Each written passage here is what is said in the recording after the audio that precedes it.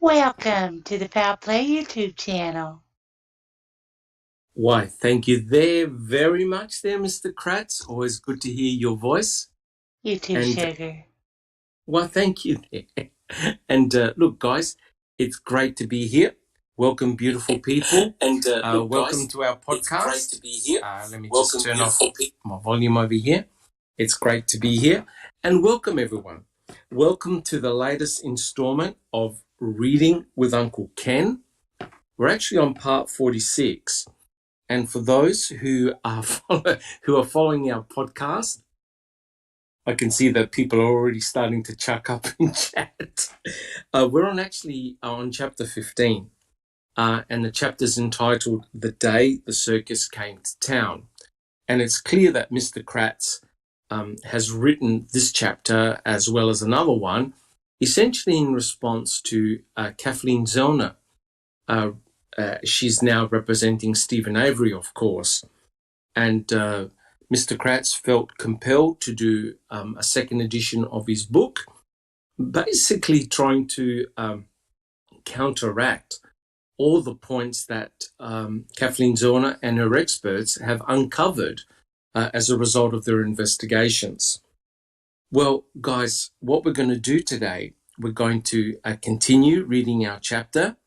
But first of all, I'd like to say a big welcome to everyone in chat. It's fantastic to see you all here. And who we got? We've got Angie. We've got Checking Convictions, Dark Side of the Moon. Who else we got? We've got Jennifer. Who else? Oh, of course, Cherie, who of course is not addicted whatsoever. And apologies if I've missed anybody out. Oh, we got Pete Moss. Look, guys. Johnny from Manning. And yes. Dickinson. Hello, everybody. James. Yes, fantastic. And guys, it's so great that you're here joining us in our podcast. Welcome. Now, if you really like what we do, please subscribe to our channel. Please leave your DNA on the thumbs up button if you enjoy the podcast. Your support is really important for us. As you know, we've got a way that you can subscribe to our YouTube channel. And again, guys, any person that subscribes, we thank you very, very much for your support. I assure you that any income that we derive, we put it back into Foul Play, and we buy documents, and we place those documents in our library. And I'd just like to acknowledge the fantastic work by Zoe, Spooky, and others who have done an incredible amount of work on our website. If you haven't checked our website, please go to it. I think it's one of the best websites on the Stephen Avery and Brendan Dassey cases. But I'm really happy to say that we're now collating more documents from other which we believe are wrongful conviction cases, and we're putting the documents on our channel, on our website, for you to peruse and enjoy. That's the whole idea, guys. We're here about sharing, and I believe, and I would love to see our website to be the #1 go-to website. I know that it's visited a lot, and it's beautifully presented, constructed, and contains a huge amount of information there. Thank you so much, guys. Also, apart from our Reading with Uncle Ken podcast, you know that we also do the Open Mic podcast, which we recently did one the other day, and that was incredible, where we're reading the 2005 civil suit depositions. And it's remarkable, just basically the information that you garnish and the complexity of when someone is finally exonerated. It's, Stephen Avery and his civil suit certainly put the cat amongst the pigeons, and he certainly ruffled a lot of feathers. So, guys, please check out the Open Mic podcast. Sunshine Christina also does those excellent crime theory exchange. And the last few, she's talking about different cases and getting different people on, and they want to give documents to foul play, and that's just fantastic. So quite clearly, guys, you can see that we have a lot of diversity, a lot of fantastic and passionate people that are part of the foul play team. And guys, I'm so happy to be part. I play a small cog. I'm only a small cog in this big wheel, but fantastic that we're here, and fantastic that you guys support us as well. Without you guys, we're nothing. So thank you so much. The other thing is that I had released, I uploaded a few mini-mams basically on Brendan Dassey, and I'll tell you what. Jack61, would you like to tell us how the response has been so far to those two mini-mams? Well, it's been a very light and not diverse conversation. Completely opposite of that, actually. It's gotten quite heated and quite controversial, actually. For truthers and guilters both, I definitely recommend you put your comments in there, talk about it, because if you don't talk about it with us, if you're just stuck in your same old thing that you say that we're stuck in, it's correct. What's with the door swings both ways, so you can't just say that we're stuck somewhere when obviously you guys are stuck on the same thing. So yeah, controversy, and it's good. It's a good thing. Correct, and that's true as well. I mean, the most important thing, guys, is to be civil, respect each other. It doesn't matter what side of the fence you sit at. We're here to find the truth wherever the chips may lie. And remember, both Stephen Avery and Brendan Dassey are sitting in a prison cell. They're not walking the streets of Wisconsin, living the high life. They are behind prison bars, right? And we want to find out what actually happened that day. We're here to seek justice for both Stephen, Brendan, Teresa, and their respective families, wherever the chips may lay. And I think it's important not to make blanket statements, but to have a close look at the forensic evidence. That's what I'm here for, really, to focus on the forensic evidence that was against Stephen Avery. There was no forensic evidence against Brendan Dassey. It was just his words, and that's where the tragedy lies, unfortunately. And so Mr. Kratz wrote this chapter, chapter 15, basically trying to counteract all the things that Kathleen Zellner and her experts have found. And so, guys, before we start the podcast proper, I'd like to introduce our esteemed panel. Tell us how you are and what time it is in your part of the world. We have Alice. Hi everyone on panel, hi everyone in chat. It's lovely to see you all. It is 9:20 here in a cold and wet Bonnie, Scotland. Thank you so much, Alice. We have Susan. Hello, everyone. Welcome. Glad to see you here. It's 3:16 p.m. in Southeast Kansas. Thank you, Susan. We have Jack61.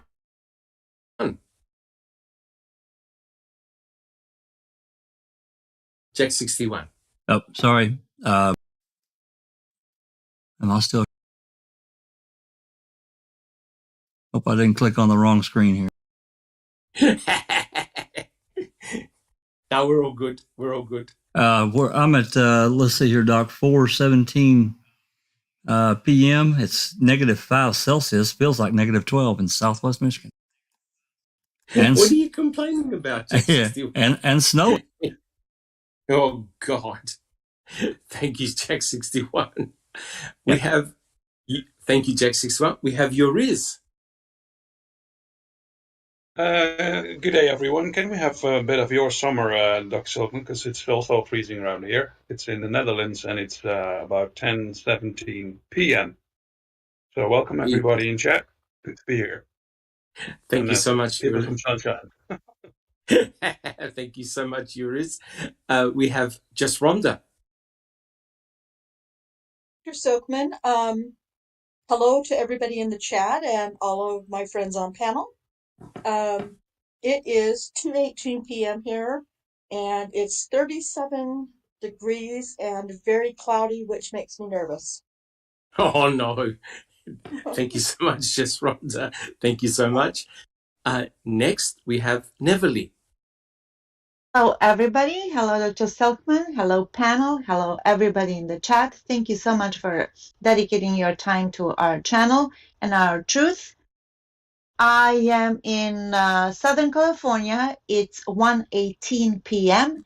and it's a beautiful day, 23 Celsius or 78 degrees along the coast. Sheepers. We're not jealous or anything like that. Thank you very much, Neverly. And finally, we have Zoe. Hi everyone, welcome everyone in chat and in the panel. It's 10:19 p.m. in Slovenia, and my country just won 2 medals at the Olympics today. Yay! Hey, no self-promotion, please. No self-promotion.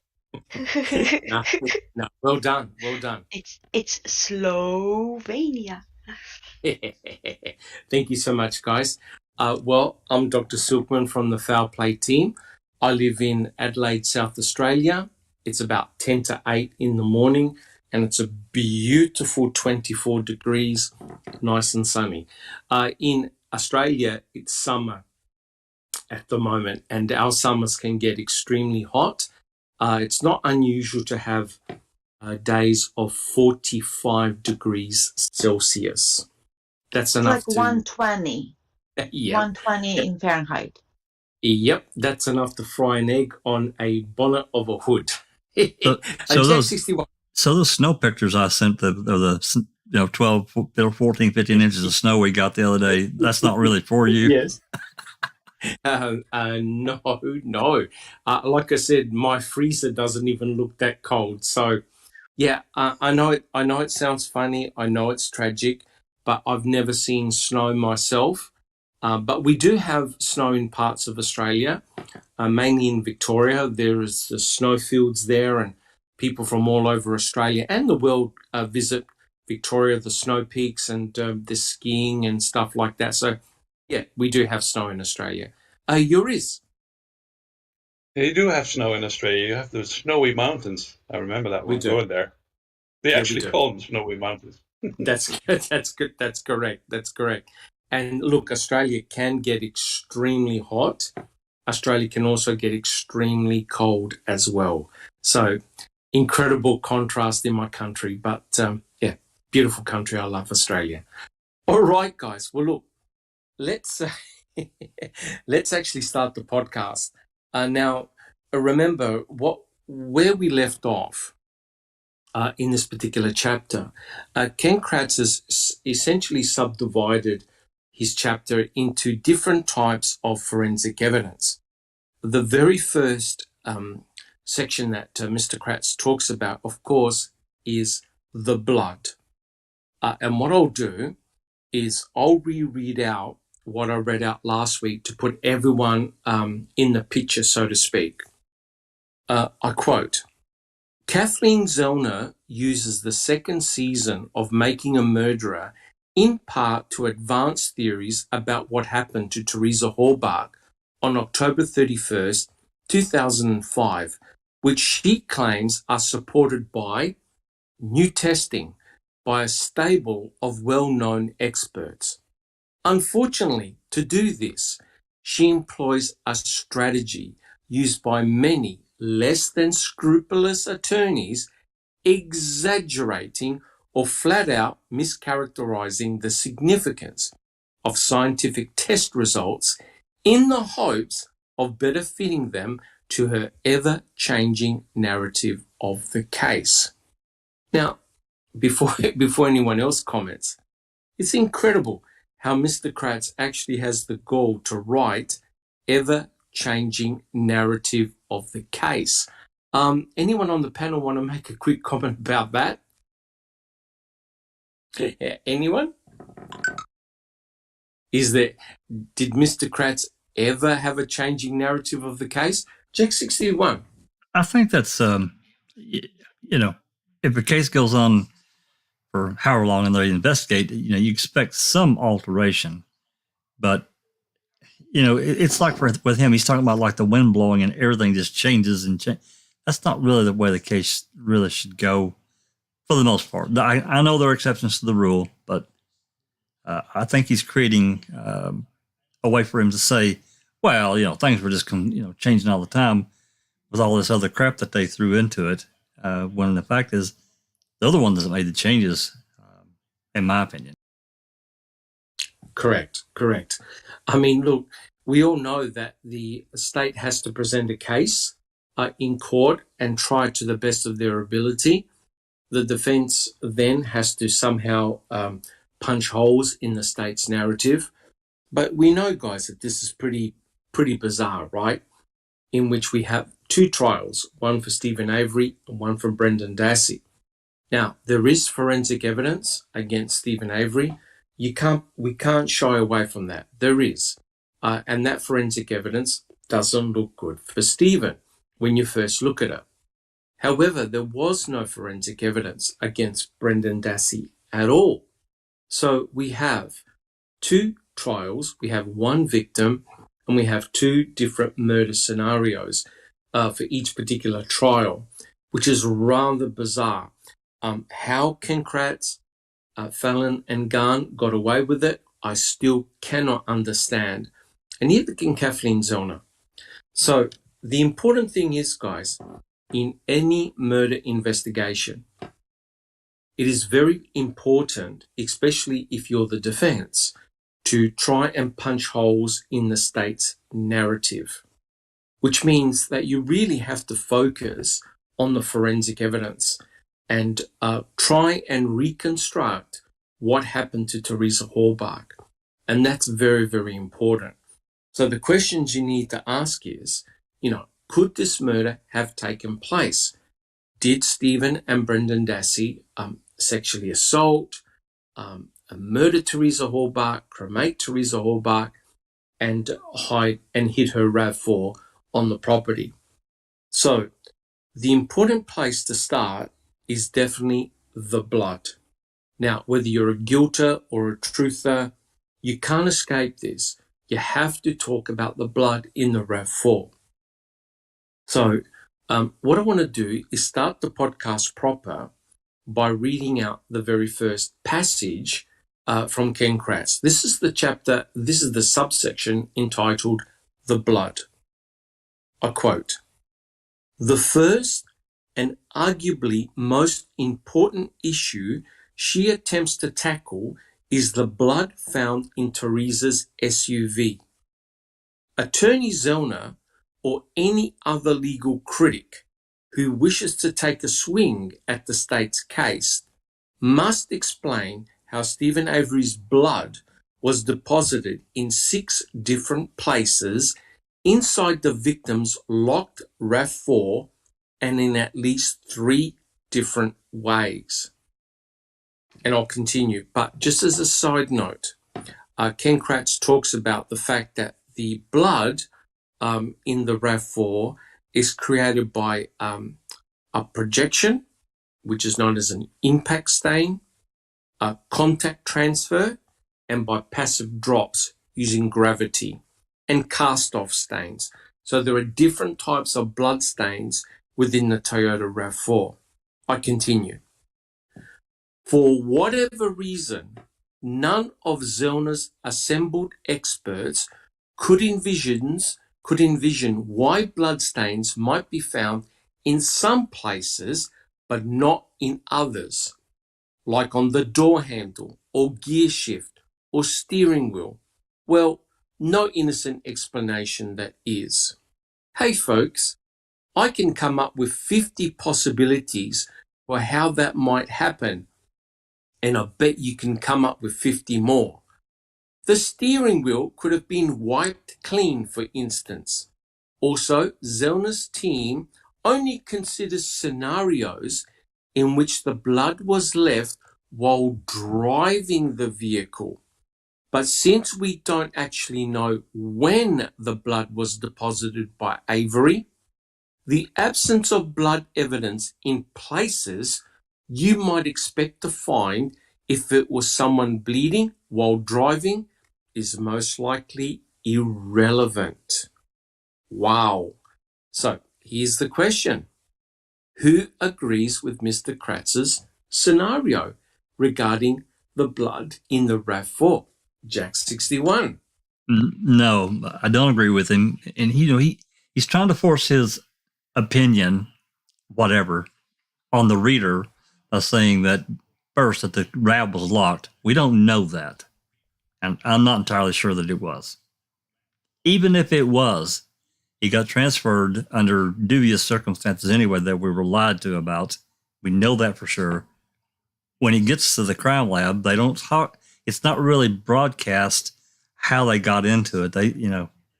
We call a locksmith. Okay, did he make a key or did he use a Slim Jim? If he made a key, then we've got another problem. So that's why we got another key. Exactly. We've got another unaccounted key. Correct. That's right. So and then no matter how he tries to throw all this off on Zellner, and she's making these suppositions while somebody was driving the RAV. Okay, fine, but that doesn't really discount the fact of drops weren't found in certain areas, and to say that the steering wheel was wiped clean. Well, if the steering wheel was wiped clean, why wouldn't other places be wiped clean? It just doesn't add up for me. And I'll shut up after this one. I don't know how much they tested, but there was no mixture in the cargo area of the RAV. That's correct. That is 100% correct, Jack 61. And we'll get back to that, I promise. Yuris. What I just can't fathom is that, we have Stephen Avery has been in prison for 18 years and he's been released on a thing called DNA. Correct. Do we really have to believe he's stupid enough to leave his blood all over when he's actively bleeding and then, transferring the car all to the burn location and not doing anything about it? I just can't grasp the logics there. He's not that dumb. And then the other thing is, how can Ken Kratz say that that the steering wheel is cleaned but not the rest of it? Correct. That's like, there's no logic in there. He would have done it all. Correct. If something is cleaned, he would have cleaned it all. So he did. In my opinion, it's all planning. Correct. Prove it. Yep. Correct. And it's thank you, Yuris. And it's very interesting because Mr. Kratz actually alludes in his book that Stephen Avery knew all about DNA, right? Because it was DNA when a DNA from a pubic hair was extracted in 2003 that Stephen Avery was exonerated. So Stephen Avery knew the power of DNA. And it's rather ridiculous that you would think that Stephen Avery would be dumb enough to leave his blood in the RAV4 if he indeed had murdered Teresa Horbach. Alice, do you have a comment? Yeah, I mean, I did have a wee chuckle, and nobody heard me because I was muted, but I did have a wee chuckle about him saying that Kathleen Zellner only focused on didn't focus on the driving of the car. No, common bloody sense tells you it doesn't matter what finger is frigging cut, if you're bleeding, it's going to be on the door handle, it's going to be on the steering wheel, it's going to be on the gear shift, it's going to be bloody everywhere, And as I put it in the chat, he's only done this to cover his own ass, and that's why he's done these extra chapters. Well, guess what, sweaty Kenny boy? It never friggin' worked because we don't believe you. Well, put it this way, Alice. Unfortunately for Mr. Kratz, his book has terribly backfired on him. But yes, I understand exactly where you're coming from. Just Rhonda, do you have a comment? Thank you, Alice. I do. I have a comment to Alice. You are assuming that they have bloody common sense, which they didn't and don't. So That's a that's very just good. Very That's true, Rhonda, very true. that's a very good point. But you see, guys, we can't muck around here. The blood in the RAV4 is a very powerful argument used by guilters all the time, and it's something that we really need to hash out and talk about. Neverly, do you have a comment?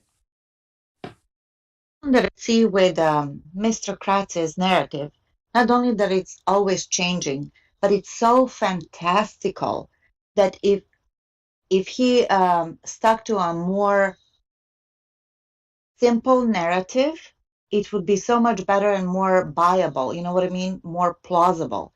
This way, he pulls all these literally fantasies just to justify his narrative, which we all know. I don't want to go back there and rehash it again. It's just too complicated, too convoluted. It's just too much. And we know that when a lie is so elaborate, it's so easy to spot. You then just go, well, I don't know about that. It's harder to cover up a lie that it's so elaborate, in my opinion. Correct. Yes, thank you so much, Neverly. I think it's very important, especially for our listeners, to understand the what actually happened. Now, we know that Teresa Halbach was reported missing by her mother, and we know what type of vehicle that Teresa Halbach drove. It was a Toyota RAV4. Now, a lot of people have been confused and misunderstood about the color of the Toyota RAV4. Some people have said that, hey, look, it looks green. Hey, look, it looks blue. It looks blue-green. The actual official color of it is Mystic Teal Mica. And basically, the color of the Toyota RAV4, it actually changes its color depending on the conditions, especially light. It's one of those colors that can either appear green or it can either appear blue. And so a poster was made up, a missing persons poster was made up. And on the poster, does anyone remember the color that was actually mentioned on the poster of Teresa's Toyota RAV4? What color was it, Neverly? Dark green. Dark green. Yours? And Karen said dark green, kinda. Yeah, dark green, kinda. Correct. So what I did is I actually checked all the testimonies, all of CASO's, and it varied. It varied from dark green, blue, teal, kind of green, kind of blue. So in other words, the color of the Toyota RAV4 varied, right? Not everyone said green, not everyone said blue. But on the missing girl's poster, it said dark green. So potentially people were looking for a dark green RAV4, maybe not a blue one. Now, we know that there was a flyover on November the 4th where an aeroplane, several officers, and of course the pilot were flying all around the salvage yard looking for Teresa's Toyota RAV4. And they flew fairly low all around the place. No Toyota RAV4 was spotted in the Avery salvage yard. We also know that Earl, Robert Fabian, and I believe Stephen Avery himself, they were down in the pit area, sighting in a gun, and I think shooting at cars and trying to find rabbits, etc. None of them, including Earl, had spotted a Toyota RAV4. And it would have stood out because Teresa's Toyota RAV4 was in fairly good condition. In the pit area where the other vehicles were, they were in a very bad state of repair. They were basically being lined up to be crushed. Okay, so spotting a bright blue, a blue-green Toyota RAV4 in that area would have been very, very straightforward. Yes, I do agree. There was some type of attempt to disguise it, but you can clearly see the RAV4 Toyota, a spare wheel tire at the back. Neville, do you have a comment? Interestingly enough, Bethany in chat said that odd that no one ever noticed it's blue during the initial reporting. They actually did have it as blue when they got it in the Wisconsin State Crime Lab. It said Correct. that it was blue, not green, not teal, nothing in between, but actually blue. That's correct. And I believe some of the reports were also changed as well from green to blue. So it's very, very interesting. But I remember posting up a picture in our Discord channel. The same vehicle inside the crime lab and outside. Outside, it looks green. Inside, it looks distinctively blue. But there's no doubt, in my opinion, that there is only one Toyota RAV4 that belongs to Teresa Horbach. Anyway, this is important, guys.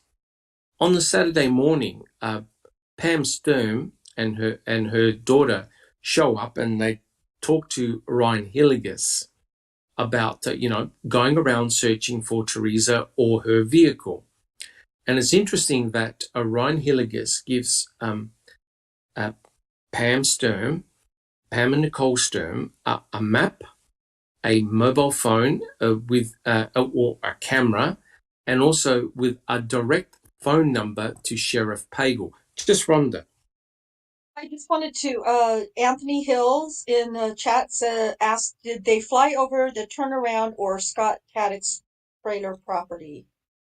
I would dare say they flew over all of that area there. They basically were trying to follow where Teresa Horbach had gone that day, that Halloween day. So they were trying to find whether there was a car hidden under a tree or bushes, or had been involved in an accident in a ditch somewhere.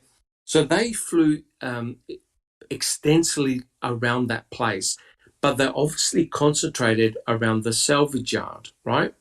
One of the problems about the salvage yard, guys, is that it contains a hell of a lot of vehicles, right? So, trying to spot a RAV4 would have not been easy, but a blue RAV4 sticking out amongst junked vehicles, especially with a big RAV4 Toyota spare tire cover, you would have spotted it from the air, right? Tom Yunder was there on that day, and he said that the plane flew so low, he was able to see the pilot, right? So they were definitely concentrating and focusing on the salvage yard. On that Friday, November the 4th, they did not spot the Toyota RAV4, right, anywhere. So it's very, very interesting.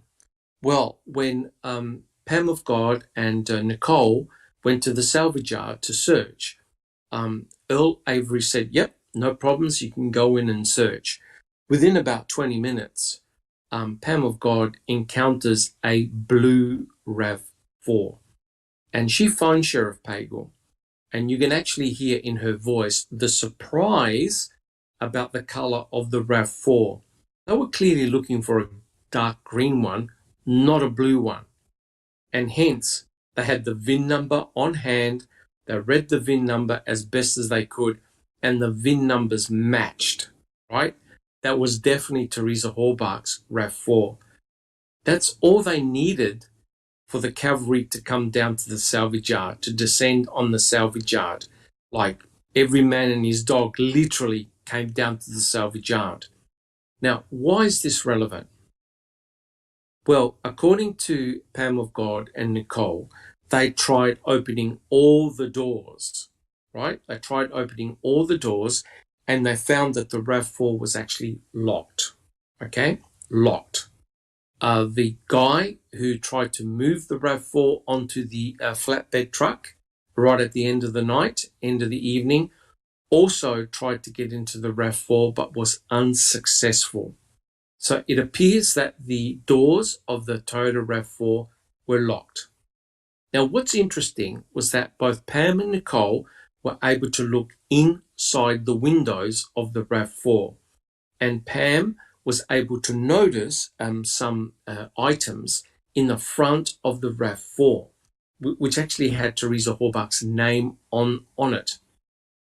Now, the important thing is, now, tell us, guys, did anyone see any blood in that RAV4? Anyone like to answer that question? Jack No. 61. Yeah, no, nothing. Right. So they looked inside, and Pam of God apparently was a private investigator, and she would have definitely looked at the where you put in the key ignition switch. That's the first thing you do to see if there are keys inside the vehicle. She did not notice any blood. Nicole didn't notice any blood. And both Pam and Nicole, they took 6 pictures of the Toyota RAV4. And you can see that there was plenty of sunlight. It was bright. It wasn't dark or cloudy. Furthermore, when law enforcement officers went to the RAV4, some of them had torches with them. Now tell me, guys, did any law enforcement officer see any signs of blood? Anyone? Yours. They didn't. Well, I have to add that this is maybe the other side, but it's we don't know how big the contrast is in lighting to see. Yes. If they were able to really see if there was blood in there, and the angle was Yes. right and all that. So Yes. I'm not sure if they were really able to see those spots. Yes. I mean, I'm convinced they planted anyway, but at that stage, I'm not sure. Correct. 100% correct. So depending on lighting conditions, etc., no one had noted any blood in that Toyota RAV4. Now, if you put it this way, if you were going to plant blood, Stephen Avery's blood, or any blood in that RAV4, you would either want to do it beforehand or as it's being driven to the crime laboratory. But if you do it beforehand, you're given the luxury of time and space, right? If you try and plant blood afterwards, there's always a chance that you can be detected and found out. So the point being is that neither Pam, Nicole, law enforcement officers that had torches, they definitely looked inside the RAV4. They didn't see any signs of blood. And Yuris makes a very good point. The blood could have been there, but no one had seen it, was able to see it, right? Not stating it wasn't there because of the different lighting conditions, etc., but no one had noticed any blood. Now, what is interesting is that a cadaver dog did a hit on the back of the RAV4, right? So a cadaver dog went to the back of the RAV4 and gave a hit.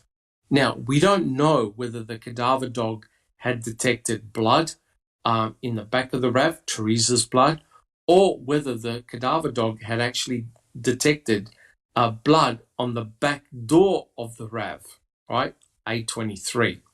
Needless to say, the cadaver dog gave a hit. And Ken Kratz in his book stated, the moment the dog gave a hit, they knew straight away that this was a homicide case, right? Not a missing person case, but a homicide case. As soon as the cadaver dog gave a hit. Guys, does anyone have any comments? Do we have any questions? Neverly, do we have any questions? Neverly. It always bothered me that nobody paid attention or talked about, or it wasn't made a big deal that the cargo mat was missing. And when you look at the pictures of the cargo area in the RAV, you can clearly see how clean it is. It's like brand new, right? Like it's never been used. Now, that's all fine and dandy. You can vacuum it. But I mean, did she go to the lengths of shampooing that place? And if she was placed in the back, no matter what kind of tarp you used or whatnot, there would be some residue of blood or whatever it was, any liquids, dirt, name it.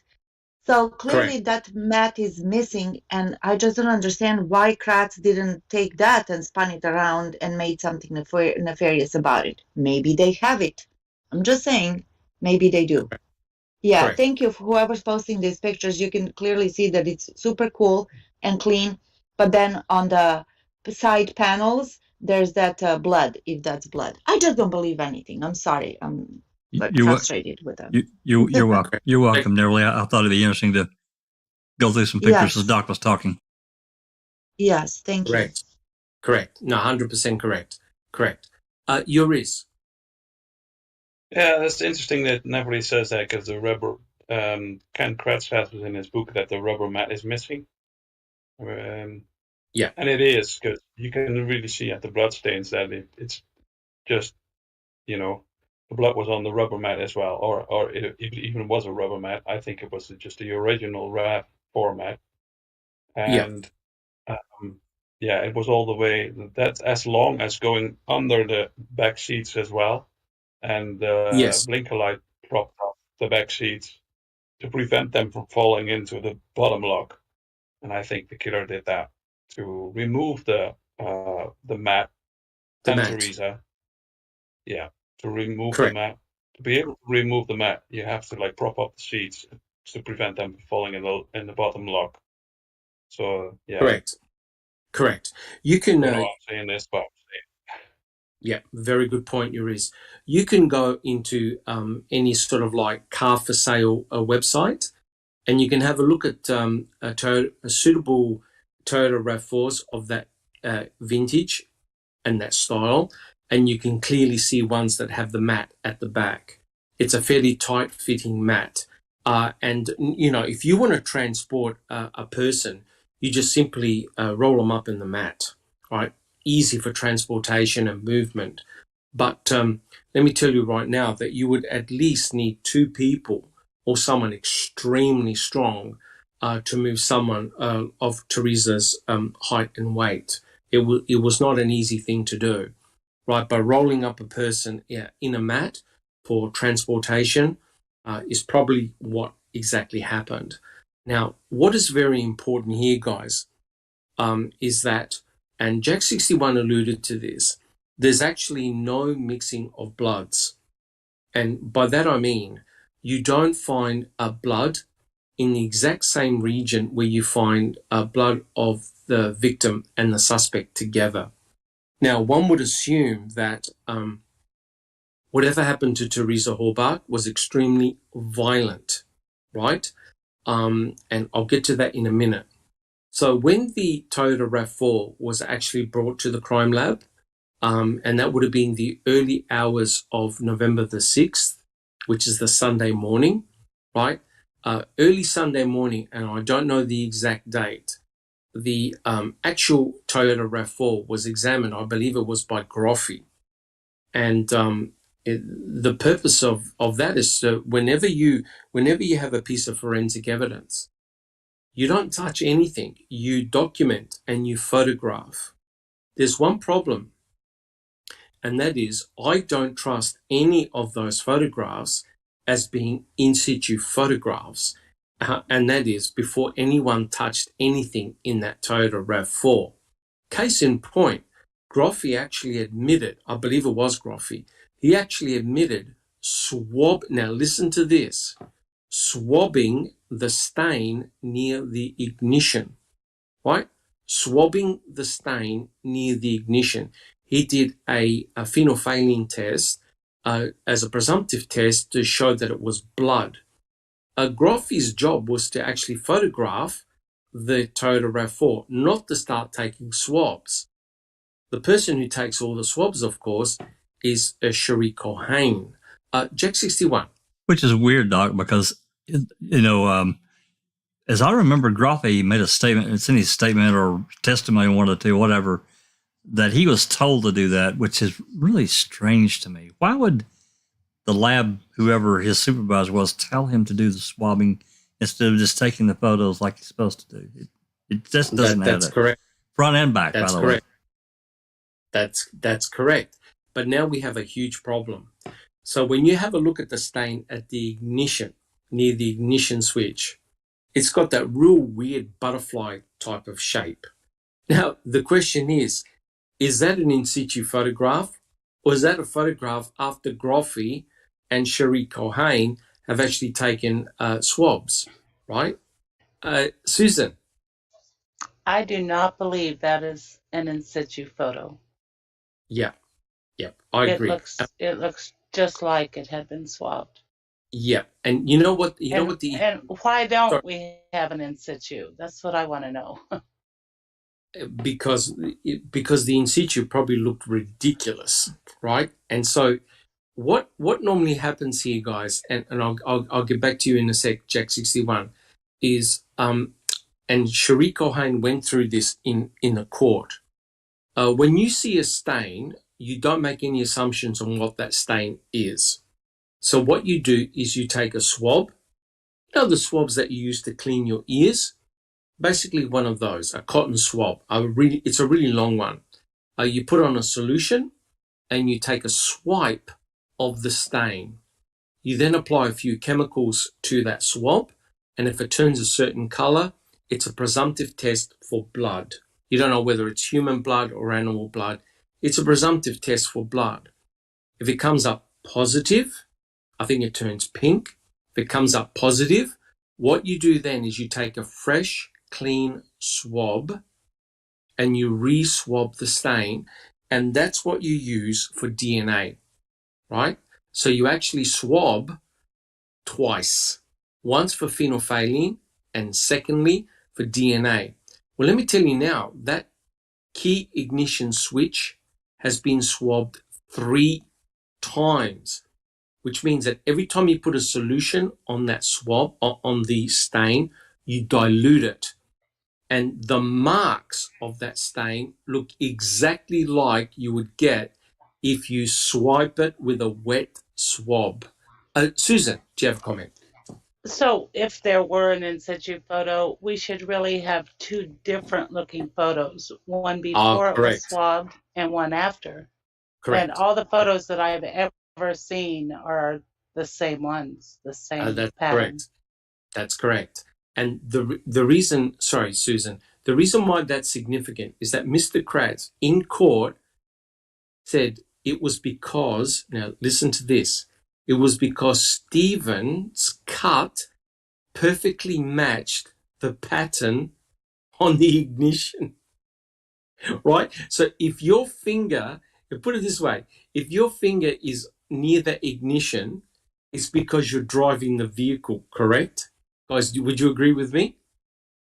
If you are depositing blood near the ignition switch, it's because you are now driving or in the process of starting and driving the vehicle. Mr. Kratz just contradicted himself by saying, well, how do we know the blood was as a result of driving? So even he can't get his story straight. Jack 61.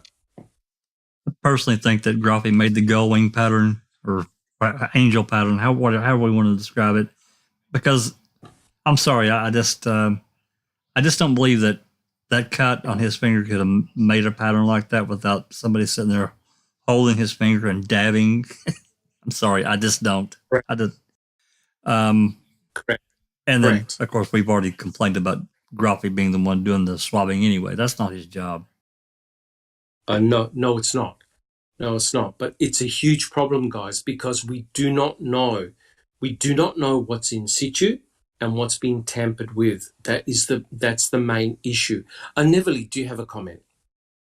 Can you please reread what he said?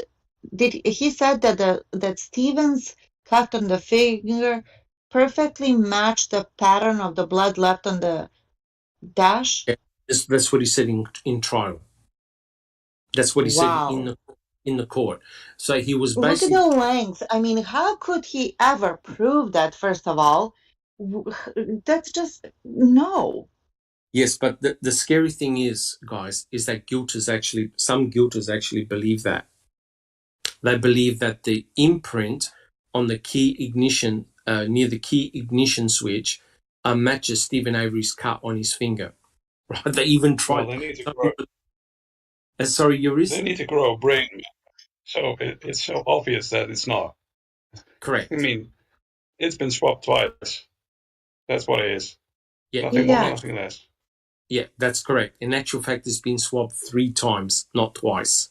3. Plus, So Yeah. the cut was on the inner side. Was it medial or lateral? I don't know. Which side was it on his middle finger? So his middle finger couldn't. Anyways, sorry, I had a moment. But basically, Stephen Avery would have had to have stood upside down to put that print. Yes. Either upside down, or at such a weird angle to put his finger, because it's on the inside. It's on the right side of his right middle finger, right? And when you hold in a key, right, to start your ignition, your fingers automatically tuck in.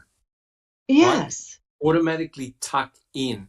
And the bizarre thing is, guys, was there any blood found on the Toyota RAV4 key? Nope. No. No. Why, Doc? It depends on who you ask. It depends on who you ask. And if you listen to that phone call between Poggle and who was it, yours? That's Yeah, no. He cleaned the gear shift and the steering wheel, but nothing else. So. Yeah, but there was a phone call where Poggle was all giddy about having blood and on the key and blah blah blah. Oh yeah. But no. Key. Yeah, but no, Doc. Nothing on the key. Correct. If they'd have put that blood a bit further up and a bit more near the actual keyhole, have it going like across the keyhole and the plastic at the side of the keyhole, then it might have been a wee bit more believable that it came from his finger. Now, I mean, I'm no a murderer or a villain and go about and planting blood in people's cars and and everything like that. But common sense tells you there is no way where that keyhole is to where they've put that blood that Stephen or even Andre the Giant's fingers would not freaking reach from the keyhole to that bit of the dashboard. You know what I mean? So if they put it a bit further up near the key, on the actual keyhole and that, might have believed it a wee bit more. It's just nonsense. There's a load of bollocks in what they're doing and what they've done. Yeah, I think the planter must have slipped. You're correct. If you're going to, you do it with your own car, you do it with your own keys. Your hand rests near the key where you put in the key, not near the side of the dash where that blood stain is. It honestly makes no sense. And just before I get to Just Rhonda, it's interesting that Kathleen Zellner, her experts, actually Kathleen Zellner actually bought the same vehicle and reproduced the blood stains within the Toyota RAV4 very, very easily. She also put a white sheet of paper near where you put in the key, right, to see if someone was actively bleeding, would leave their blood in exactly that spot. It was discovered that no matter how much blood they put on the finger, they could not deposit any blood in that region there, right? And it was determined that that spot near the ignition was approximately 2 inches away from the finger. So no matter how many times they put on blood and turn the ignition key, they could not deposit any blood on that spot. Now, someone might argue that, maybe he slipped or something like that. But the problem is you would have left a lot more blood if your finger was actively bleeding. And by gravity, the blood would have flown down, right? So that blood spot, the way the picture looks, honestly makes no sense. Just Rhonda, do you have a comment? Well, I have a question from the chat. Anthony Hill, a little bit back, says, how did they unlock the car on the 6th with our key? Well, basically, Jack 61 found the document, and I forgot the name of the gentleman. I've got the document myself, but basically they called in a locksmith. Now, we believe that they used the Slim Jim to unlock the driver's side door. because when Groffy went to the lab, he was actually asked, was the door locked or unlocked? And he said that the driver's side door was unlocked. Yours. Yeah, I just want to add that it was a guy called Harrington who was there at the crime lab as well. He was an hour earlier, and he met with the locksmith. And yeah, it's unsure whether how they opened the vehicle, because there's no receipt of a locksmith saying how it's done, or whether the crime lab has done it themselves. Made a key or used a Slim Jim. So yeah. Yeah. Still an investigation going on there. Yeah, but here's the bizarre thing. The crime lab did make a key several days later, right? So there is in evidence a key made by the crime lab, right? So we've got Teresa Horbach's RAV4 key that was found in Stephen Avery's bedroom in inverted commas. And we also have a key that was made by the crime lab. Now, let's think about it. In order to make a key, if you look at the manual, and we've all downloaded the manual and read it, you have to actually take off the passenger side door, and where the lock is, the lock contains a code in order to cut a key. So you need that specific code in order to cut a key. I'm not sure whether you can ring up Toyota and get a special code as well in order to cut a key, but I don't think you're going to be able to call Toyota in the middle of the night on a Saturday, right? So when Groffy came when Groffy came in on the Sunday morning, he found that the driver's side door was unlocked, right? Unlocked. And I believe, I'm not sure whether it was Jack 61 or Yuris, but someone found a document showing that, they called in a locksmith, right? A locksmith and if you have a look at there's an actual manual that shows how easy it is to unlock a Toyota RAV4 with a Slim Jim. Very, very straightforward. Jack 61. Oh, yeah. Yeah, yours and Rookie got these DCI agency copies from Calumet County of the ones that we don't have from Kathleen, but this one that you're talking about is DCI Report 167, and if I can get it on the screen, I will. I don't know if I can, but I'll try. It's DCI Report 167.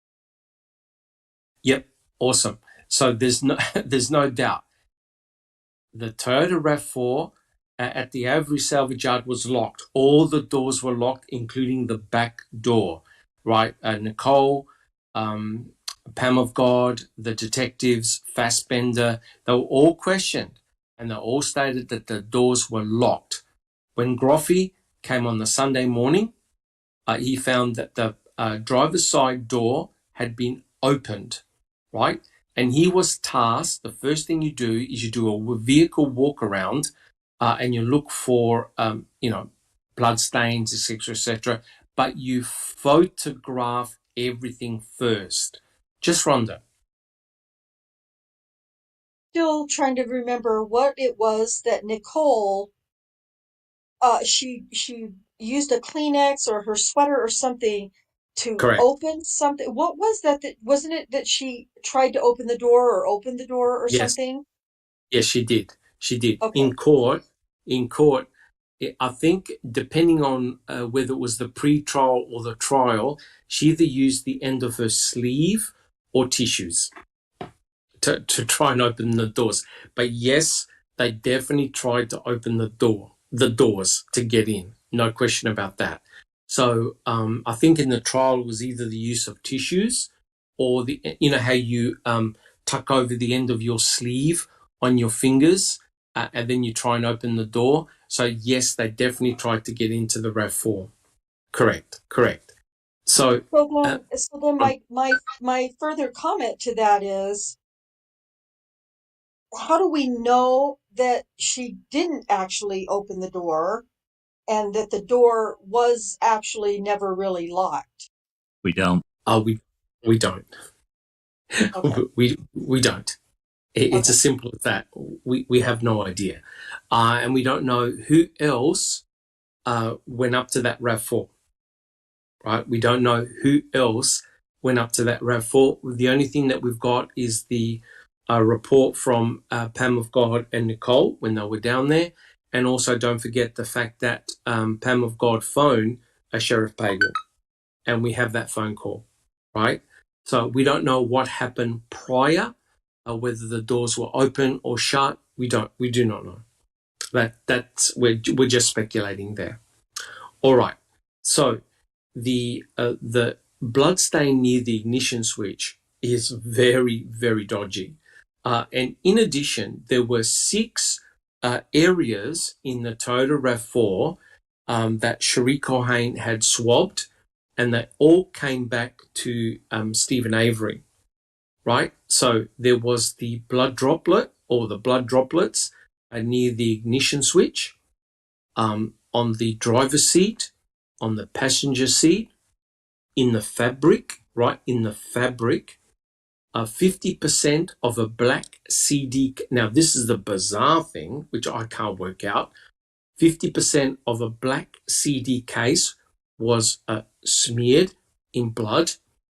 There were also blood reddish brown crusts on the floor. Crusts, not blood droplets. The flake. Yeah, well, the true terminology is crust. And now I checked, Neverly, I checked in the court transcripts. They never mentioned the word flakes. They mentioned crusts. So we've now got this bizarre blood crust near the center console. And the blood droplet that has got me scratching my head is the back door on the metal panel, on the metal part near the seat on the passenger side. That is a solid droplet of blood. And you know what? I actually agree with Mystic Jinx. I'm not sure if Mystic Jinx is in chat or not, but I believe that's the entry point. If you're going to plant the blood, that's where I believe someone actually entered in the vehicle and accidentally spilled a drop of blood, likely from a dropper, because the drop of blood on that panel is solid. It's a solid drop of blood. And all they had to do was reach in from the back seat to the front. And as a consequence of reaching in, you could have easily spilt some blood onto various areas. Now, Cherie Cohane swabbed all of those 6 spots, and they all came back with the DNA profile of Stephen Avery. Now, I don't know whether anybody else has tested those swabs to do another DNA extraction, but we're on the we can only take Cherie Cohane's words that those droplets of blood in the RAV4 do in fact belong to Stephen Avery, right? I'm not sure whether anyone else has re-swabbed and rechecked. Does anyone on the panel actually know whether anyone else has examined those bloods? Does anyone know whether they've been re-extracted? Jack 61. I don't think they've been. I don't think so, Doc. As far as I know, Phil Haynes is the only one that's handled them. Okay.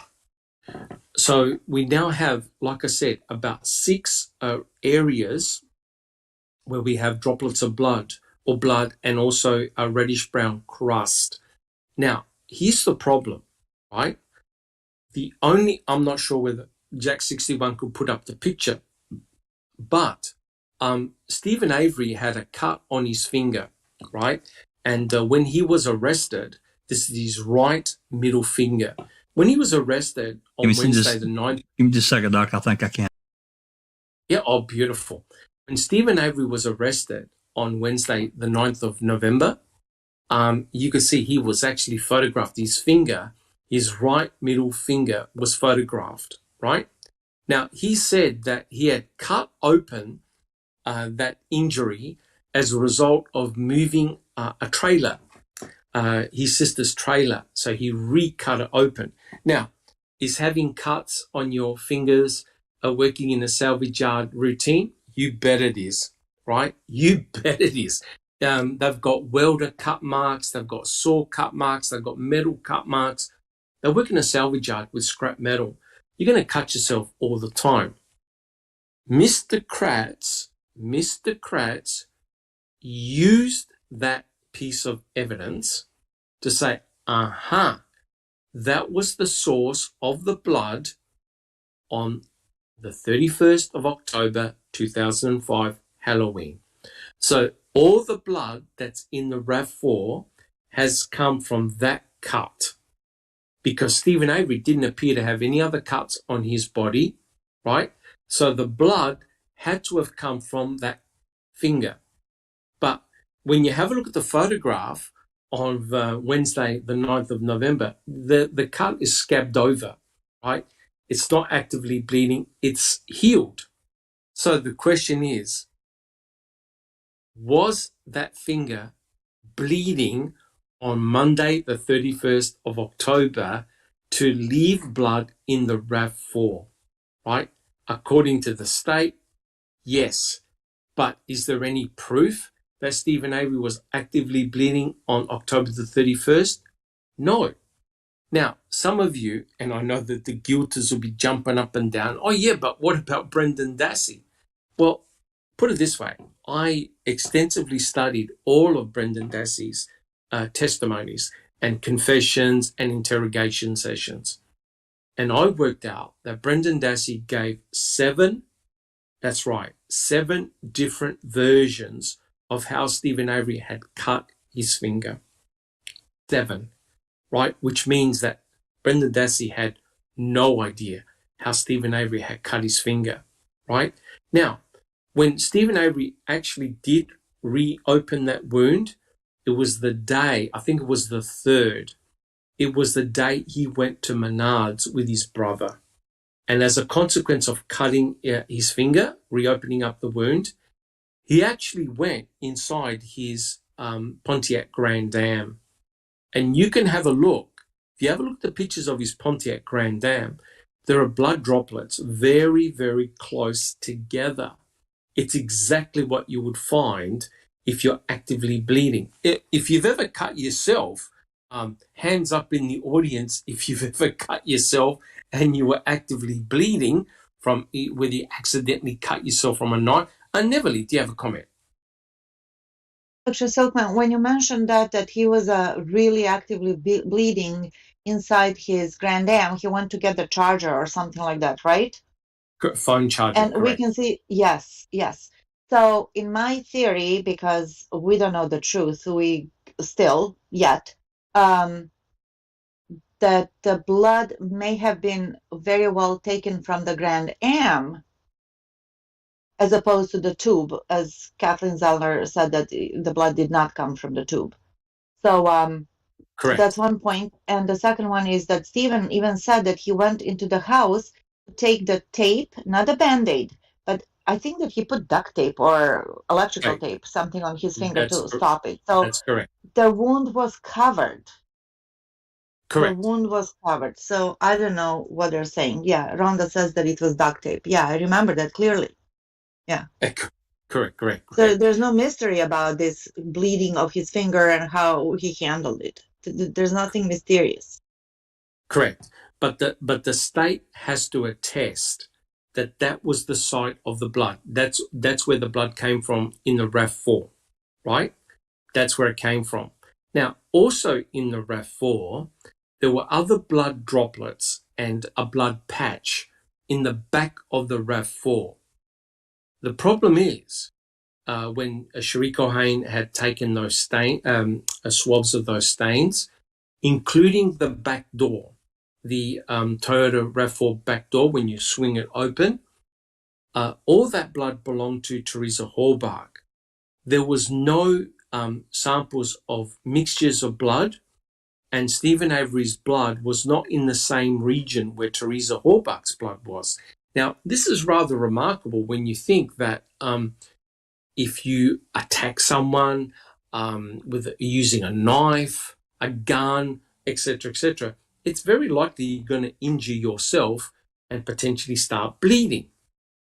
One problem, there's none of Stephen Avery's blood in the back of the RAV where you find the victim's blood. Also, in the Toyota RAV4, you find Teresa's saliva in the cherry Pepsi can, and you also find Teresa Horbach's touch DNA on the inner door handle on the driver's side. But there's one problem, guys. You don't find any of Stephen Avery's DNA or blood on any door handle or outside the RAV4 anywhere. Jack 61. The photo's up, Doc. Just want to let you know. Oh, it's on the screen. On the screen. Yep, fantastic. Thank you so much for doing that. So essentially what the state is saying is that all the blood, Stephen's blood, that's found in that RAV4 came from that cut. So the state are saying that he had reopened that cut, which he had opened up. So he had reopened it up on November the 3rd when he went to Menards. But what the state is saying is that he had reopened that cut on October the 31st, right?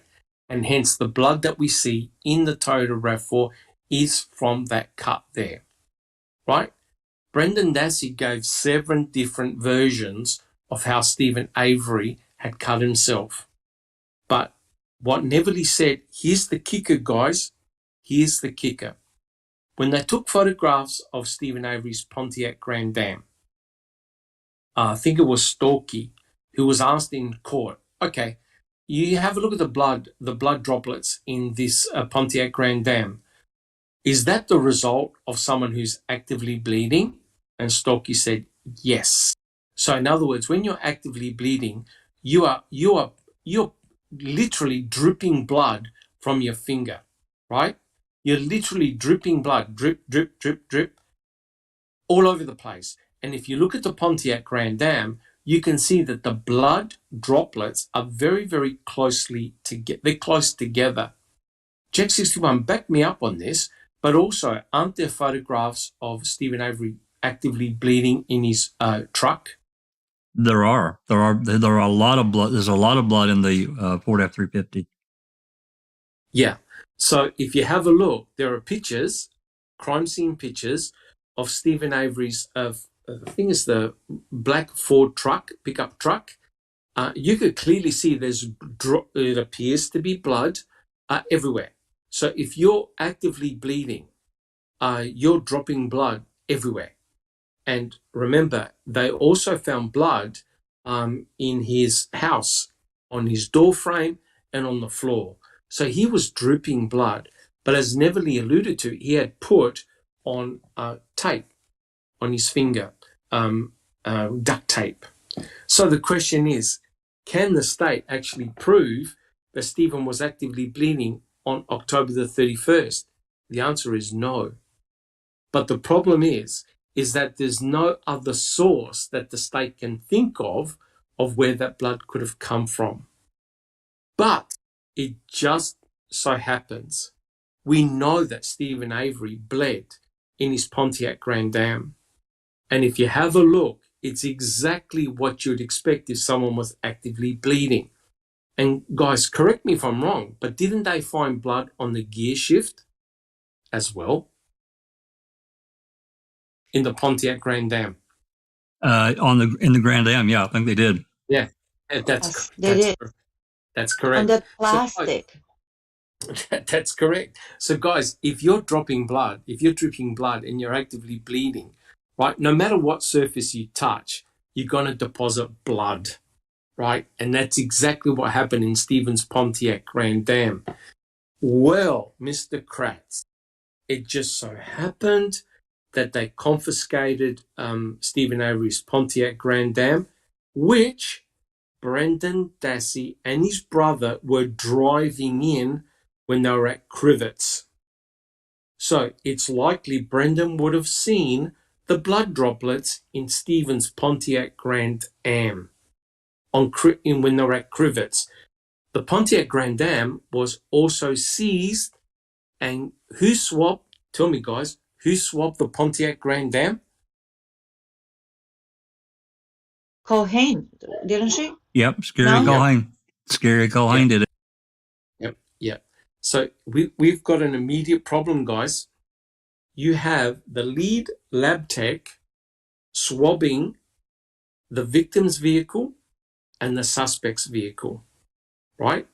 And it's Cherie Culhane who took all the swabs, handled all the swabs, took all the swabs back to her desk.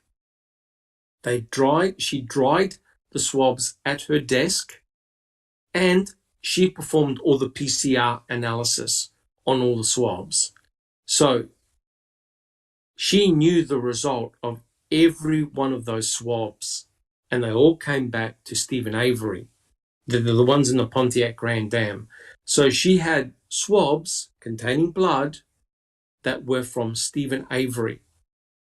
Now, you have to trust Cherie Culhane that she did the right thing and separated the swabs from the RAV4 and the Pontiac Grand Dam.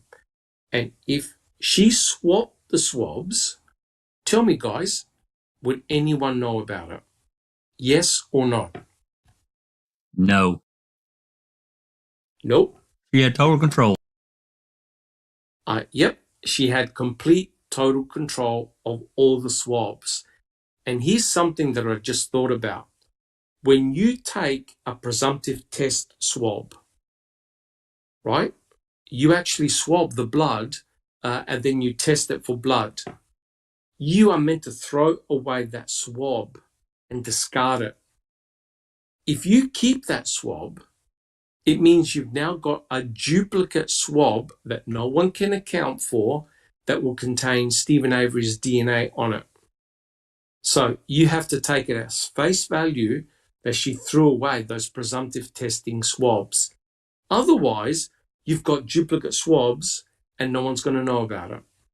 So I have a big problem when someone does all the swabs, knows where the swabs have come from, and does all the results. Yeah, does anyone want to talk about the drug scandal one, Jack 61? Do you want to talk about that for a second? The two lab techs for the drug scandal. How to fix a drug scandal? Yeah, yep. That one there. If you remember, the attorney general came out, and they were immediately downplaying that to the nth degree, and it was a huge scandal. Oh my God. Yep. The Attorney General said only 2 cases were affected. Yeah. How many cases were affected? Over 10,000. 10,000 cases had to be thrown out. Yep. 10,000 drug cases had to be thrown out. So you can imagine if someone digs deep enough into Culhane's activities and finds any nefarious activity, there's going to be huge trouble. All right, so guys, my problem is this. The car, the actual crime scene of the car looks way too clean.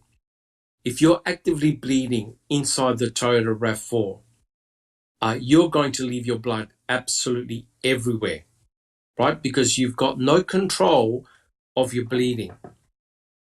Jack 61. Well, it also, when you really start thinking about this, you kind of get, I did, I know a lot of people did, you kind of get blinded by all his blood was found in there. 5 months later, they found this touch DNA and huge amounts on the hood latch. But if you think about it, if he's dripping blood, it's probably on his fingertip, but there's not one bloody fingerprint, and I mean bloody impression anywhere. Correct. Actually, there's none of his fingerprints inside the RAV that they found. No, there are none. Thank you, Jack 61. The first time I saw that RAV4, where the blood was, I started to laugh. I said, this is ridiculous, especially now because you've actually got a comparison vehicle, the Pontiac Grand Dam, where he was actively bleeding, and even the forensic expert for the state said, yep, that's an example of actively bleeding. So when you look at the total RAF4, there's a problem, and that is there's a big distance between the blood drops. There is a blood drop on the back door on the passenger side, a solid drop of blood, and then there are no blood found anywhere outside. There is no drip, drip, drip pattern inside the RAF4. There are 6 discrete spots and a blood crust, right? So the actual pattern inside the RAF4 looks suspicious, very suspicious. Also, Ken Kratz in the trial gave the impression that there was a, remember guys, there was a huge volume of Teresa's blood. Pools of blood. Pools of blood. Pools of blood. There's clearly not pools of blood. Now, I actually worked out, I estimated that there's under a mil that constitutes Stephen Avery's blood in that RAF4, under a mil. And I dare anyone, if you ever have the unfortunate where you accidentally cut yourself, you measure the volume that comes out from a dripping finger. It's a lot. It's a lot. Okay? So there's under a mil of blood in that RAF4. If you look at the RAF4 objectively, it does not look like a person was actively bleeding. And Jack 61 is correct. If you're actively bleeding and you're touching surfaces, you are going to leave bloody fingerprints and fingerprints all over the place. The guilt to say, yeah, but Stephen Avery was a good shedder. If he was a good shedder, you would find his touch DNA everywhere. They swabbed the door latches inside, outside. They didn't find Stephen Avery's DNA. So are you now arguing that he wore gloves? You're is. Yeah, I think the shedding argument is a bigger one, because the basic thing is we don't really know the time frame between when Stephen Avery reopened his cart and he allegedly dropped blood in the RAV4. Correct. It might have been a time frame where he just like partly clothed his finger, and it was not like bleeding like we think it's actively bleeding. But the Correct. other part is, if you have a hood latch swab in which shown he's a big shedder of DNA, his DNA would have been all over the car, and that's not been swabbed. So, correct. Yeah. Correct. And Ken Kratz is sort of saying, he's mocking. He's mocking when he says, hey, folks, I can come up with 50 possibilities of how that might happen. Well, look, the state said that the total RAV4 was actually driven down there by Stephen and Brendan. Brendan had admitted that, he was in the passenger seat. But the problem with that, guys, if you have a look at the photographs of the Toyota RAV4, there's an actual water bottle and other bottles that are sitting in the passenger seat, including a CD case smeared with blood. And correct me if I'm wrong, but they didn't find any blood on Brendan Dassey's clothing. Jet 61. Nope, no blood on his clothing. And I put up a photo of the console in Stephen Avery's Grand Dam, and it shows the blood spots. Yep. That's beautiful. That's beautiful. And you're correct, because you can see the actual drips of the blood are solid and they're very, very close together. I think the big shenanigans is the distribution of the blood in the Toyota RAV4. It doesn't make any sense. It doesn't make any sense of someone who's actively bleeding in that vehicle. Susan. Yeah, it just occurred to me that we also don't have any bloody clothing of Stevens. If he, that's correct. Murdered her the way they said he did. Nothing. That's correct. And if I could just add, I think, Neville, you saw the documentary on Durst. The Durst, yes. where he where he actually dismembered his next door neighbor. Tell me Yes. what the crime scene photos showed in his kitchen. What did you There know? was literally, to use Kratzy's words, there were pools. There was like 2 inches of blood everywhere. On the Absolutely. bow saw, on his clothing, on his hands, on his head, everywhere. Everywhere. Yeah. And here is the huge problem. And that Teresa Horbach was dismembered. Make no mistake about it, right? The saw marks on her bones prove that she was cut to pieces. No one can find any blood. This is the big mystery. Jack 61. Yeah, Doc, just stepping back to the ignition switch and looking at the galling here, I can see clearly 2 dots right there, and I can't see that well. I'm pretty blind. I mean, I'm not a young spring chicken anymore, but to me, that's clearly 2 dots where a Q-tip has been swirled and then swarped over or swabbed, however you say it. It's correct. It's obvious to me. Yeah, it's swiped. So essentially what you do is you put a solution on the swab. You then dab and swipe up to get the sample on your swab. By doing so, you leave a streak. And that's exactly what you see.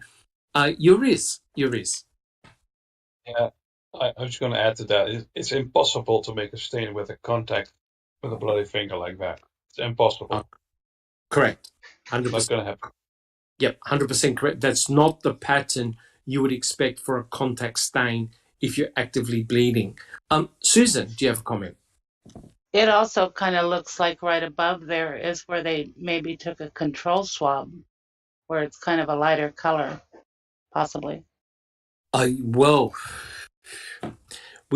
Susan, I don't even know what to say, right? There's very, very poor documentation of how those photographs were taken and the swabs that were taken. And Culhane was very, very elusive on the whole mechanism of what she did. But I do know, and I was disturbed by this, and I'll get to you in a sec, Neverly. She used cardboard boxes to put the swabs in. I found them. I found the pictures of them. Cardboard boxes. So what she did, I was under the impression that when you take a swab, you put it straight into a container that's sterile, right? So in other words, you take the swab, put it in the container, boom, no one can touch it. That's sealed forensic evidence. To my horror, she took the swabs and put them in a test tube rack to air dry and then placed them in individual cardboard boxes. And she had them at her workbench. So now you've got the problem. If she confused the swabs or she didn't label them, anything could go in any boxes. You don't know what the hell's going on. Just Rhonda, do you have a comment? Jack, can you stop for just a second, actually scroll that picture down just a touch? For the very, well, why didn't say take it away? Just a second, I'm sorry.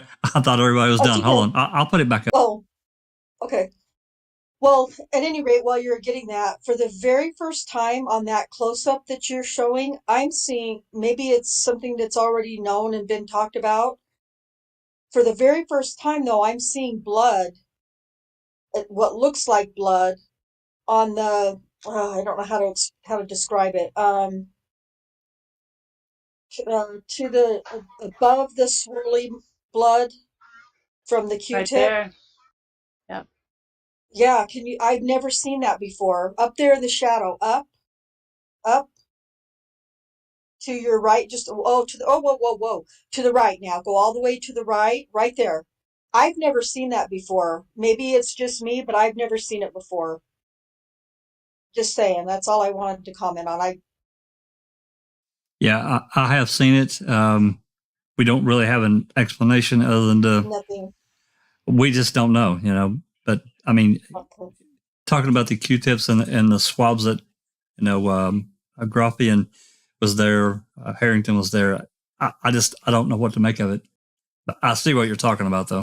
Okay. Correct. Yeah, I had never seen that before.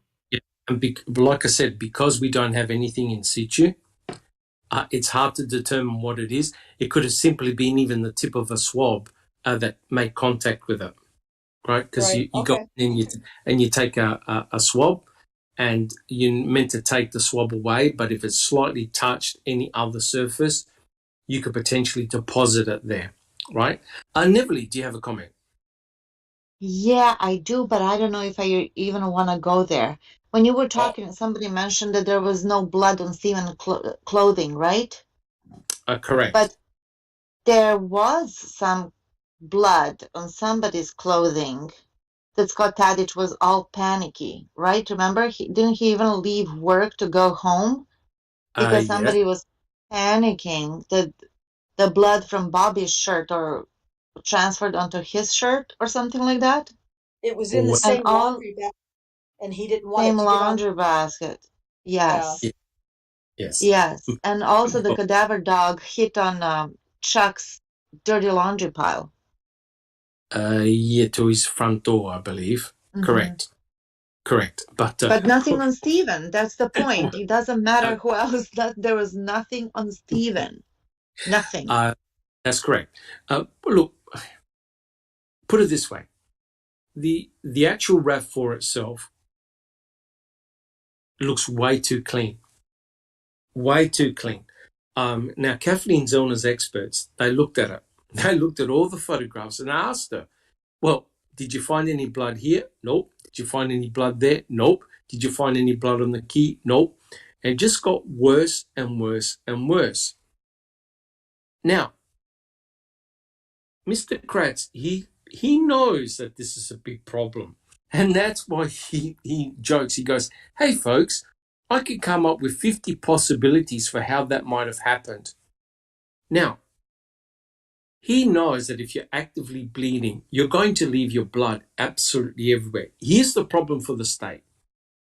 The state went into the RAV4 and they looked at it inside and outside. Here's where they didn't find blood. They didn't note any blood on the steering wheel, the gear shift lever, the handbrake lever, exterior door handles, interior door handles, rear cargo door latch, the hood lock release mechanism, the hood latch, the hood supporting rod, the battery cables and terminals, the number plates, and the RAV4 spare key. Guys, is this the scenario that you would expect if someone was actively bleeding? Alice? Oh, hell no. It would be everywhere. It would be on everything. It would be on everything that you've just said and probably more, Doc, if it was actively bleeding finger. I mean, you've just got to remember how bad a small cut like that can bleed. And sometimes it's the smallest cuts that bleed the worst, you know? Correct. So Correct. For that to be a constantly bleeding finger and him magically to say, Shazam, don't bleed now until I get the door open, I move the gear stick, I touch the steering wheel, but see once to put the key in, that's when you're supposed to start bleeding, right? Because Correct. it is just so far-fetched. It's like a fairy friggin' story. And maybe Kratz was in a fucking fairy tale land at the time he was writing the book, I don't. But Jesus Christ. Correct. So the state can't come up with a possible answer. And the mere factor that Mr. Kratz has to now say that Stephen Avery partially cleaned the vehicle really is an insult. If you're going to partially clean a vehicle, now let's think about this, right? Brendan Dassey, this is what Brendan Dassey initially said. He went over to help his uncle collect a few things around the junkyard and burned them. He remember Stephen Avery had spoken with Josh Redont that he was going to burn brush, right? So we know that he was going to have some type of fire event. It doesn't necessarily have to be a bonfire, right? It's just a burning. These people live in the country. They burn things all the time, right? So Brendan said, look, I went over. We started a fire. We burnt a few things. And Stephen was working on a car, and it had dripped automatic fluid onto the garage floor. We used a couple of rags. We used a couple of chemicals, and we tried to clean that material on the ground, right? Now, Fassbender had convinced Brendan that it wasn't automatic motor fluid, it was actual fact red blood. Now, here's a kid that faints at the sight of blood. You can imagine the smell of blood on the ground, right? The blood was on the ground. So Fassbender convinced Brendan that it was blood. Okay, let's just say the murder scenario took place. They are actively cleaning blood, which means, I can't leave any blood anywhere, because if the detectives or law enforcement come over here, they're going to detect the victim's blood. So let's assume that this murder scenario took place. They go through all the bother of cleaning trailer, garage, victim's blood, everything, nothing. Why is Stephen leaving 6 drops of his own blood in the RAV4? Can anyone answer that question? Anyone? I don't think there is an answer. Yeah, I don't think there is an answer for that one, Doc. Well, Mr. Kratz has given us an answer. Well, he said that he cleaned, he wiped clean the steering wheel. Yeah, see, and that's what I said. When this passage first, you read it out, I'm thinking to myself, well, why would he clean the steering wheel and not clean everything else up? I mean, come on, it's just dumb. Correct. So in other words, if he had the mechanism to clean, he would have wiped everything down. That's right. Right. Probably even Teresa's blood in the back of the RAV, if he was involved in this, right? Because if you went through all the bother of cleaning the blood and everything else in 2 different areas of his house, he would have sure as hell cleaned everything up in that RAV4. And he would have been conscious that he was bleeding. Alice? Exactly agree with what you say, Doc. You know, I mean, he's been smart enough to clean the blood off the steering wheel and off the gear shift and everything else, but he wasn't smart enough to clean the spots that were on the CD case and on the seat and everything else. Which Brendan Dassey said, right? Yeah, exactly. But not only that, he was silly enough to leave the most visible piece of evidence that anybody could have seen with a few branches and everything like that on it, i.e. the RAV4. You know what I mean? So his whole story is, I can't even find the words anymore because I think I've used them all before. It just baffles me that including colourful language for this long, and I mean that's the problem, because they have got away with it this long. They think that we are just going to swallow everything left, right, and centre. Correct. And we're not. We're not believing a single word that man is saying or will ever say again. Correct. I mean, if you look at it, if you look at the distribution of the blood in that RAV4, it matches a planting scenario rather than an active bleeder. I'm sorry, but Kathleen Zorner had forensic experts in blood splatter. They looked at all the photographs. They would have told Kathleen Zorner outright, yep, your client definitely bled in that vehicle. You're wasting your time. He bled in that vehicle. Both blood splatter experts were flabbergasted of the distribution of the blood droplets and the crust in that RAV4. It's not what you would expect from a person who is actively bleeding, and that's the problem. And To make matters worse, we know that Stephen actively bled in his Pontiac Grand Am. That gives the right pattern of blood droplets, what you would expect. Wherever you touch, you're going to leave your blood. Now, for God's sake, if you're going to start a RAV4, you need the key. The mere fact that you've got some droplets of blood near the ignition switch means that Stephen Avery was attempting, if you believe the scenario, was attempting to drive the vehicle, right? How did the vehicle get to the pit? It didn't levitate there. It got moved there. So hence, if you're grabbing a key and you've got blood on your fingers, you're going to leave blood on the key, but also on the blue key fob, which is an absorbent material, right? Now, the guilt to say, yeah, but he cleaned. Well, what the hell is he cleaning it for if he touches the key again and leaves his own touch DNA on there, right? If you're going to do that, you would clean it and put it in a plastic bag, right? Stephen Avery had 40 acres in order to hide that key, right? And what does he do? He puts it conveniently in his bedroom cupboard to be found after the 7th search. It makes no sense at all. Just Rhonda, do you have a comment? I have perhaps a rhetorical question from Crockett Thompson?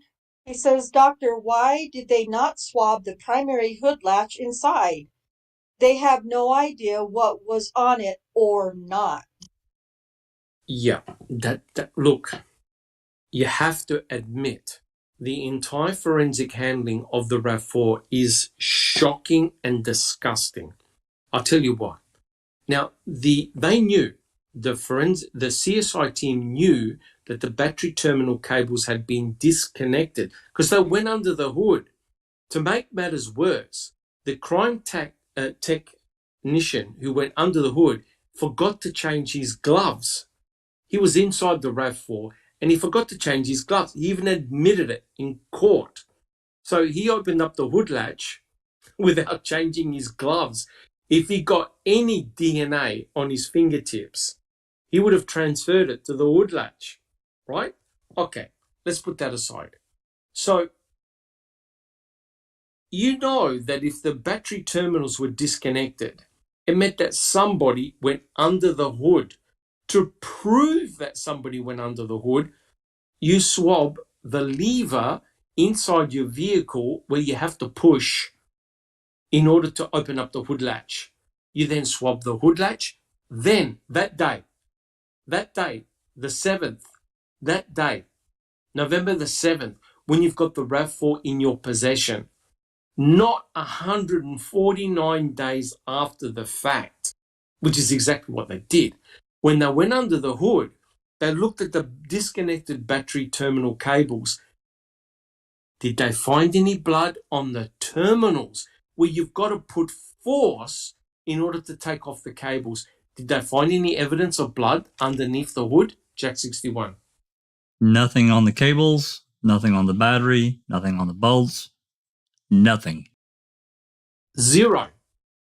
So therefore you've got this weird situation.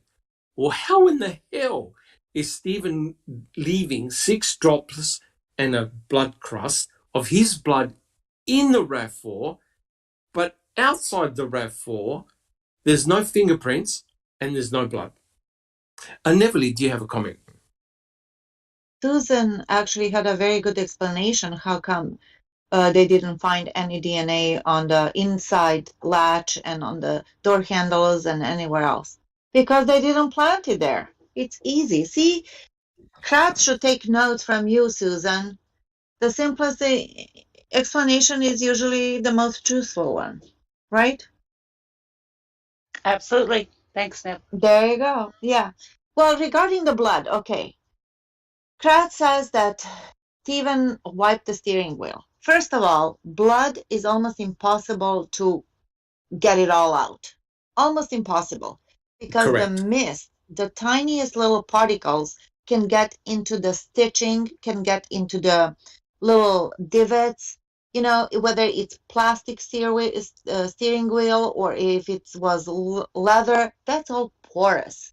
So there's no way you can just take a rag and wipe it clean. Maybe it works for the fingerprints, but it does not work on blood. I just watched a documentary that's called Beyond Reasonable Doubt. It's a 6-part, I think, documentary.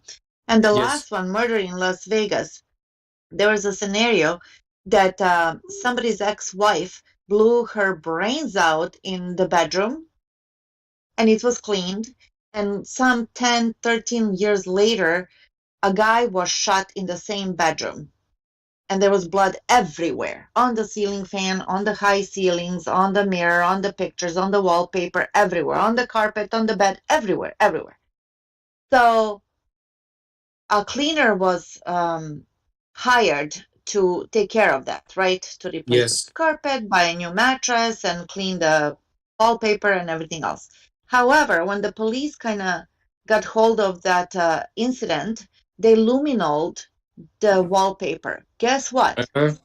Both DNA, blood was everywhere. You could see how the rag was actually being smeared all over the wallpaper.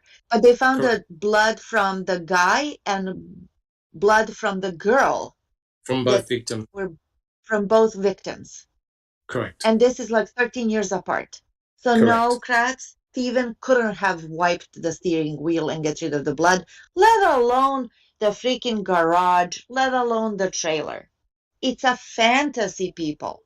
It's a fantasy. That's nothing. Lies. Correct. And this is the biggest problem, right? The crime scene techs went inside Stephen Avery's trailer and tore it apart. They went inside Stephen Avery's garage and luminoled the hell out of it. They also jackhammered the concrete. Jackhammered the concrete because apparently there was pools of blood. Teresa was shot 10 times. There would have been blood absolutely everywhere.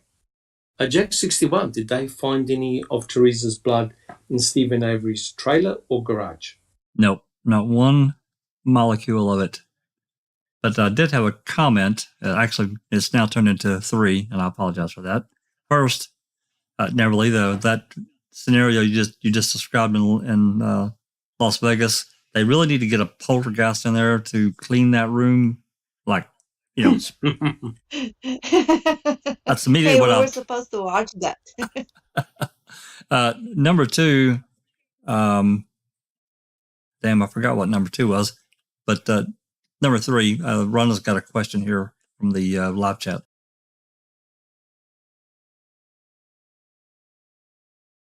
What was that, Jack? What? In the chat here. It's on our text here. Oh, from is it Kissimmee? Kiss. Very cute Kiss name. Army Chick. Kiss Army Chick. Kiss Army Chick.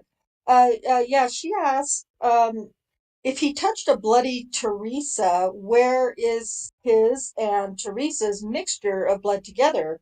Can the doc explain how there's no mixture of blood anywhere? How this could be even possible in any case? I can't answer that. You would expect that if you were handling a victim that you had shot 10 times and you had dismembered, there would be blood everywhere. And I'm pretty convinced that there would be, unless he was in a steel suit where he could not mix his blood with the victims, you would expect to find a mixture of blood somewhere. Certainly hair, fiber, tissue, anything. Then there was nothing. And to make matters worse and more farcical, Brendan Dassey said that Teresa Horbach was pinned up in the bed with handcuffs and leg irons. They found handcuffs and leg irons. They were toys that you can buy from an adult shop. They DNA tested both items. They didn't find any DNA from Teresa Horbach, but they found Stephen Avery's DNA, which proved that Stephen never cleaned the leg irons or the handcuffs, right? Because if you use bleach or whatever to clean those items, you would remove everything. Stephen's DNA was still there, which means that Teresa was never hooked up in the bed. with leg irons and handcuffs. It's ridiculous. Jack61. Wanted to welcome Sunshine Christina to the chat. Hey. Sunshine. Hello. You are the sunshine of my life. Okay. Carry on. Yeah. Awesome. Welcome, Sunshine Christina. Yeah. Well, thank you. Andy B in the chat says, you're doing a great job tonight, Doc. I'm absolutely steaming angry and ready to invade Manitowoc. As Steven says, it don't make no sense. It don't make sense. Sorry. Yeah. Yep, correct. It and it doesn't. And that's why, guys, we mustn't be shy of talking about the forensic evidence, even potentially damning forensic evidence. You got to look at it from an impassioned point of view and have a look at it and say, does this make any sense? Now, I'm telling you right now, Kathleen Zellner's experts, they looked at the RAV and it made absolutely no sense whatsoever. But there's another thing that we need to talk about. Neverly, do you have a comment? Yes, Anthony Hills made a comment. He said, Gilters tell me Brandon is a non-shredder, referencing the DNA. Well, Brendan Dassey must have been in a plastic forensic suit with oxygen, because he left absolutely no forensic evidence at all. And when you think about it, if what Brendan Dassey said is correct, he had very intimate and personal contact with Teresa Halbach. You're going to leave secretions, hair, skin, blood, you name it, absolutely everywhere. And don't think for a minute that the CSI techs didn't check. They did. You go into Stephen Avery's bedroom. They ripped it apart. They took the wood paneling off. They took the bed apart. They took the bedding. They even ripped up the carpet. They didn't find anything. The best answer that Wiegert can come up with was they had 5 days to clean. He couldn't answer the question. Even he was stumped. Susan. And oh my God, don't forget the bleach on the pants. So damning. Correct. Now, Brendan Dassey never said, you can't have my pants. I'm not going to allow you to have my clothing. He willingly gave his clothing away. They even took his shoes. They didn't find any evidence of blood on the shoes, right? Which means he couldn't have been walking in pools of blood. And the blood, as Neverly pointed out, is going to get into tiny, small crevices. You've got luminol spray. You've got the use of lights. You're not going to be able to hide that forensic evidence, no matter how hard you try. Neverly. And speaking of Brandon's bleach-stained jeans, those two, Wiegert and Fassbender, took advantage of a 16-year-old who was not represented by his lawyer, nor he was in the company of his guardian, which is his mother. And they asked him for permission to go to his mother's house. That wasn't Brandon's house. That was his mother's house, to go in and get the jeans. What else did they take? They got the stuff. They kept referring to it as stuff. Oh, what else did they take? So that was unlawful to begin with. That I don't know. I don't know, Neverly. But the important thing here, guys, is that Brendan, he had no hesitation to say, yep, you can have them. I can even tell you where they are, right? And he told the investigators the reason why he had bleach on his pants was because they were cleaning up motor stains on the garage floor. And they used bleach gas, right? Paint thinner. So he told them what they did. He had no hesitations. Alice. Yeah, that's what pisses me off, Doc, about these guilters that come and say, oh, but Brendan said this. Oh, but Brendan said that. Brendan gave them this information. No, Brendan was gone by their narrative. Every time that Wayne said something, they were like, well, you're not telling the truth, Brendan. You're not telling the truth. And as as for the bleach on the jeans, I mean, that's just pathetic that they went after that lad for bleach on his jeans. How many of the rest of them in the family had bleach on their bloody jeans because of the exact same thing of cleaning up motor oil or anything like that? You know what I mean? It is pathetic. And I've noticed some of the comments that we've been getting on our last few videos, and oh boy, jump in, but I wouldn't be as polite as what you and Jax have been to them because of the nonsense, the absolute drivel that they're coming out with is unbelievable, and it's all the state's narrative. It's like they're not even looking into the real facts that are actually out there. You know what I mean? They need to go and check out our website a bit more, I think, and get up to date on their information. Yes, that's correct. You need to direct the guilders to our website. That is for sure.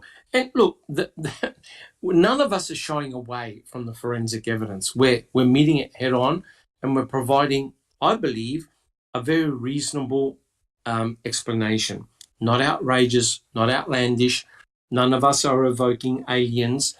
We're trying to take apart the state's case. I believe we're doing that. Jack 61, do you have a comment? A couple. Talking about Brendan, we had some of the few discussions here and there of late, and number one, it was Fassbender that suggested to Brendan that it was blood. It was Fassbender that suggested to Brendan, oh, didn't Stephen go under the hood? Brendan didn't volunteer that. That was all Fassbender. So that's Fassbender, correct. Yep. And then number two, this is going, I guess, a little bit off track, but it still involves Brendan. I was just thinking about, just from some of the discussions we had about that interview that Anjanette Levy did with Brendan on the phone. And then he basically recanted everything and he told it properly. And what did she do? She didn't freaking air it. They didn't use it. That's correct. That's correct. Because he didn't answer the way she wanted. Yes, and you could. I remember hearing that interview, and you can hear the excitement in her voice. She was potentially doing a Ken Kratz. Oh, wow. Then I'm going to get an exclusive where a killer confesses to the crime. Except I think she went away disappointed, thinking, oh, God, he didn't tell me anything, right? That's you right. You could tell. It's shocking. Absolutely shocking. Neverly, do you have a comment? Regarding Brendan's bleach-stained pants, years ago, when just after Ma'am aired, and Jack, I think he will be able to back me up on this one. There is a great Redditor called Case File Reviewer, and he researched, I mean, the guy is brilliant the way he writes about this case. He said that he thinks he proved it somehow, I don't know how, it was years ago, that the bleach actually came from a bleach bomb used on the pool, because the area that was located on the pants coincides with, corroborates, should I say, with the height of the pool. Remember that, Jack? Yeah. So anyway, so it came from that. So it had nothing to do with him bleaching his pants to get out the blood. Oh my gosh, we're talking about Brendan here. Correct. And, I just want to make a comment about what Crockett Thompson has made. One of the problems, and you find this, is that both Stephen and Brendan are not very good with chronology. They get their days mixed up. They get their events mixed up. And I remember when both Stephen and Brendan were questioned, there were long pauses because they were thinking about, oh, what day did I do this? Was it a Monday? Was it a Tuesday? Was it this week? Was it that week? And the investigators are trying to cobble together a story. And so you can't actually be 100% accurate when in actual fact Brendan went over and did certain things with Stephen, because it's something that's routine. They don't consider it nefarious. If I need to burn rubbish, I'll burn it whenever I want, not at a specific time. The investigators were trying to get a chronology of events, but the chronologies didn't make sense. The timelines didn't make sense, right? Because both Stephen and Brendan could have forgotten detail or put in detail that occurred not on Monday the 31st, but maybe a couple of days after or a couple of days before, right? Very, very easy to do. Correct. But in regards to the bleach in the pants, nothing was found, right? Nothing nefarious was found. They're just trying to find things to put a story together. Alice, do you have a comment? T1 is in the house. T1. Did he talk about pineapple pizza? Yes. Oh, God. Somebody had, I think it was, had put up that the Rab is Gonski. And the wonderful T1 says, what? The Rab is Gonski? No problem. Just call Pama God. She'll find it faster than Domino's Pizza can deliver your pineapple pizza within 30 minutes or less. All right. We love you, T1. You are fucking brilliant with the clicker liners, like brilliant. No, we don't. We don't. Mods, ban that guy. Ban that guy. Even better, give him a microphone and invite him to the podcast. No, I mean, that's true. And someone made the comment, Anthony Hills made the comment, Zhu Lun suggests they burnt the mattress. Now, this is an absolute classic, right? The investigators were thinking, jeepers, we checked Stephen Avery's mattress that he had on his bed. They couldn't find any stains. They couldn't find anything that linked the mattress or the trailer to any nefarious activity.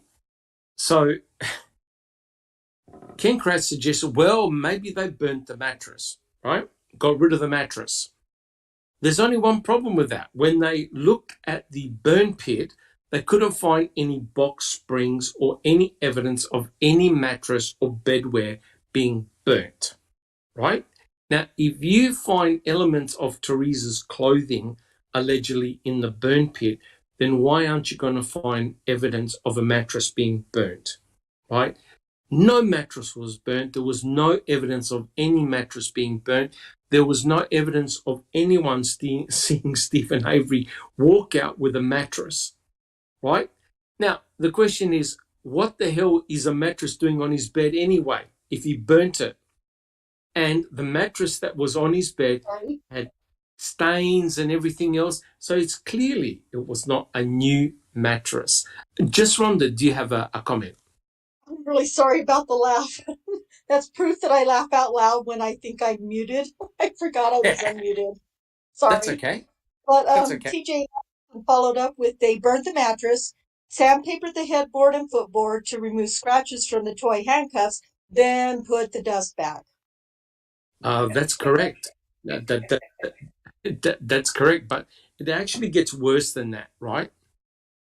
Because if you listen to the story that Brendan said, Teresa Horbach, she was pinned up in the bed and, struggling in this and this. They checked the headboard and there was absolutely no evidence of any form of abrasion caused by a metal cuffs on a wooden surface. Zero. And you would have expected there to be cut marks, blood, tissue, you name it, all over the place. There was no evidence of anyone being pinned up in a bed. And before you come on, Alice, to make matters worse, they asked Brendan, well, when you went in Stephen's trailer, what did you see? He said, when I looked down the hallway, I saw Teresa Horbach pinned in a bed. There's one problem with that. Does anyone know what the problem with that is? Alice, the bed is in the wrong place. The bed is in the wrong place for that to happen. The bed is 90 degrees in the wrong freaking spot. Right? You can't see it from the hallway. You cannot see it from the hallway. And before you go, oh yeah, but Stephen, they checked. Now, I can't remember where I read it, but they checked the carpet. There were no divots in the carpet to suggest that Stephen Avery had moved his, you know, when you move furniture that's on a carpet surface, you leave a divot, right? They found no evidence of any furniture being moved. No, Alice. no, because it's all a load of shit. They just, I'm positive they were just making it up as they were going along and framing that poor laddie into the mould that they wanted because they knew that he was easily manipulatable. Correct. With doing the interview. You know, and that's always been my opinion. That was when they knew that they could get Brendan and that they could suggest things to that Wayne that he wouldn't know. I mean, especially when they turn round and they say to him, it's 5 brothers you've got, ain't it, Brendan? And Brendan goes, aye, no thinking. And then he's like, no, wait a minute, it's 4. So to me, that was the pivotal point in that interview that they knew.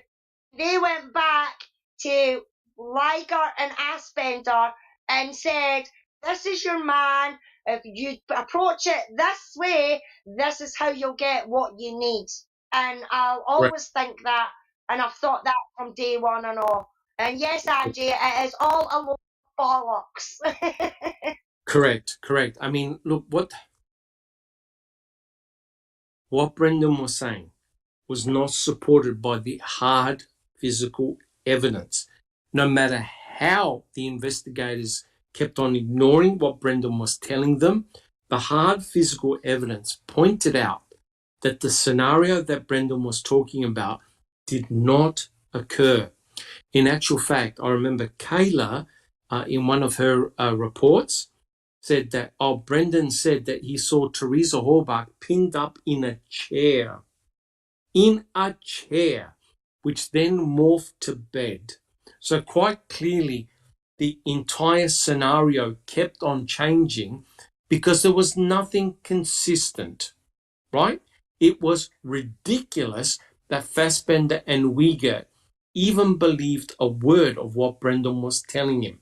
When Brendan told the truth, when he said, I came home with my brother, I went home, I played games, I watched TV, my uncle phoned, I went over, I helped him, I went home.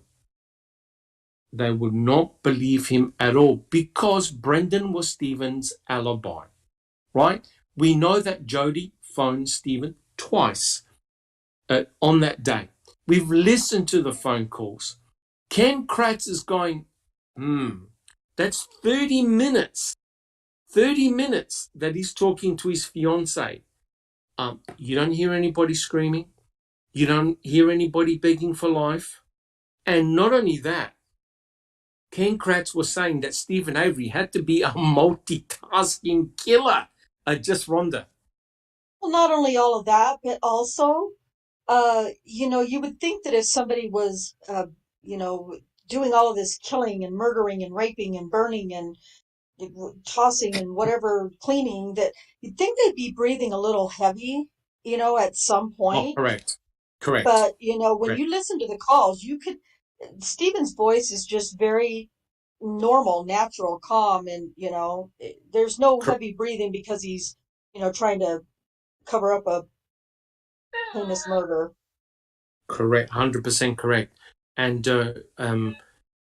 Jody said, if Stephen Avery had done something, I would have detected it. Sunshine Christina, do you have a comment?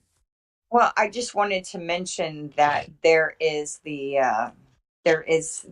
couple of comments that an officer makes about the overwhelming smell of bleach, but then you have this intentional fabrication with the imagery in the forensic mapping report where they locate the bottle of bleach, which wasn't empty, by the way, above the washing machine, but yet they fail to also show the laundry soap and all the other things. And then also, if you look through all the photographs, there are no bleach stains in that house. If he had indeed used bleach, and all of us who clean with bleach know that bleach stains everything. And Yep. there, we don't have that. And his No. house was filthy. No. And I didn't even have to ask the panel or the people in chat. But who owns a bottle of bleach? Who owns a bottle of bleach? I think everyone here Weird, does. are we? I do. Oh, I yeah. do. Well, Who doesn't?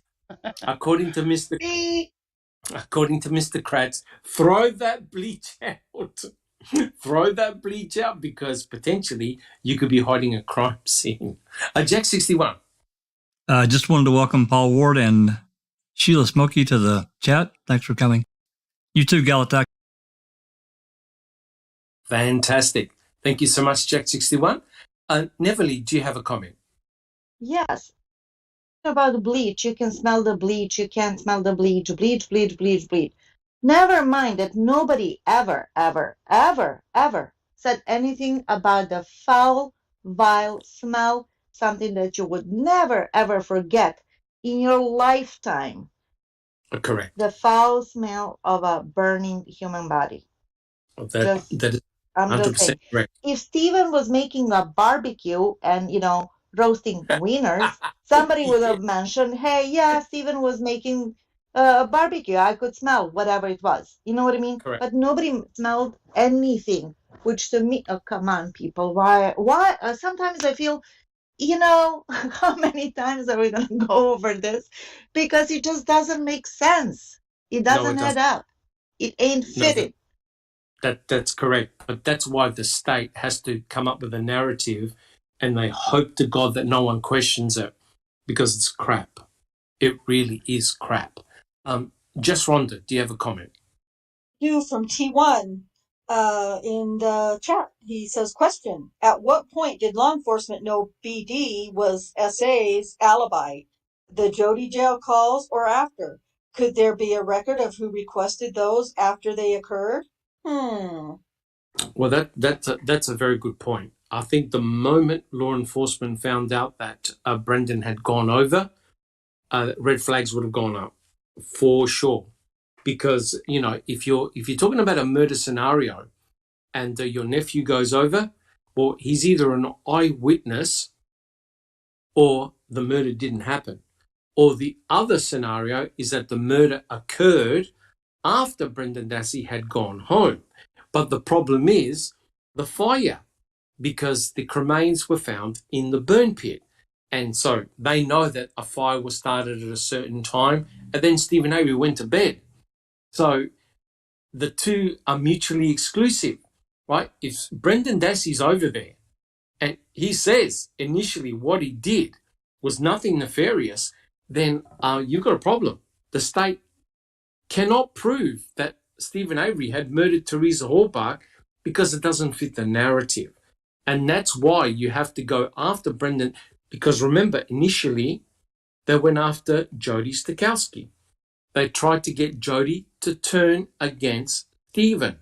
Remember that interview that Fassbender, Wiegert, and I forgot the name of the lady that was with him.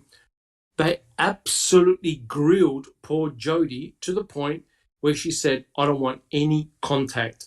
And if you have a look at the little mini-mam that I put up, 3 days later, what did Barb say? They went after my son. So Brendan Dassey was the weakest link. Jack 61. Yeah, I believe it was Wendy Baldwin that was with him. Wendy Baldwin, correct. And I do believe that, to answer T1's question, I do believe it was very early in the case, and I want to say by probably no later than the 10th that they knew that Brendan was over there. I think it was actually before that. But I think that, this is me speculating just from what I see in the case, is that as we know, the things changed as time progressed. And by the time mid-February rolled around, as Doc said, Kratz really went after Jody hard. And she's like, finally, it's like, I don't want to talk to you people no more. Correct. And then, of course, the federal lawsuit got settled. And then Beauty and the Strain came on. And then that's when they knew that the Kratz knew he had to destroy Brendan. He knew it. That's correct.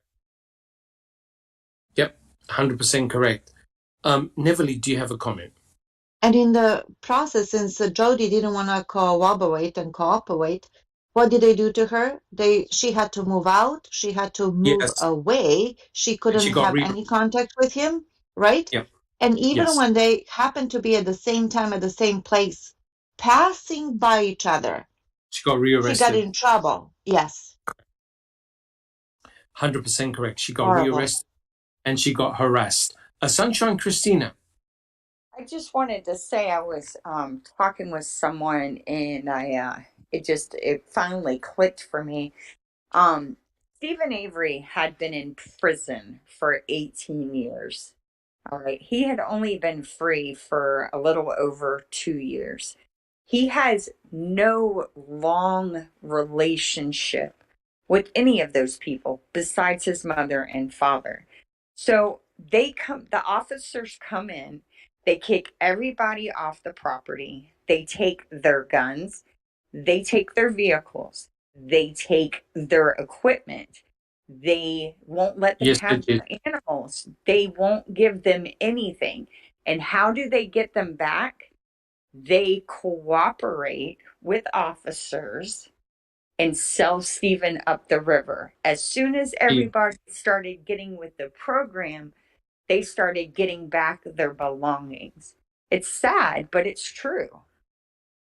Yeah, 100% correct. It is very sad. I remember Alan Avery being very upset that they had taken away their shotguns and weapons. They basically cleaned out the place. They really, really did.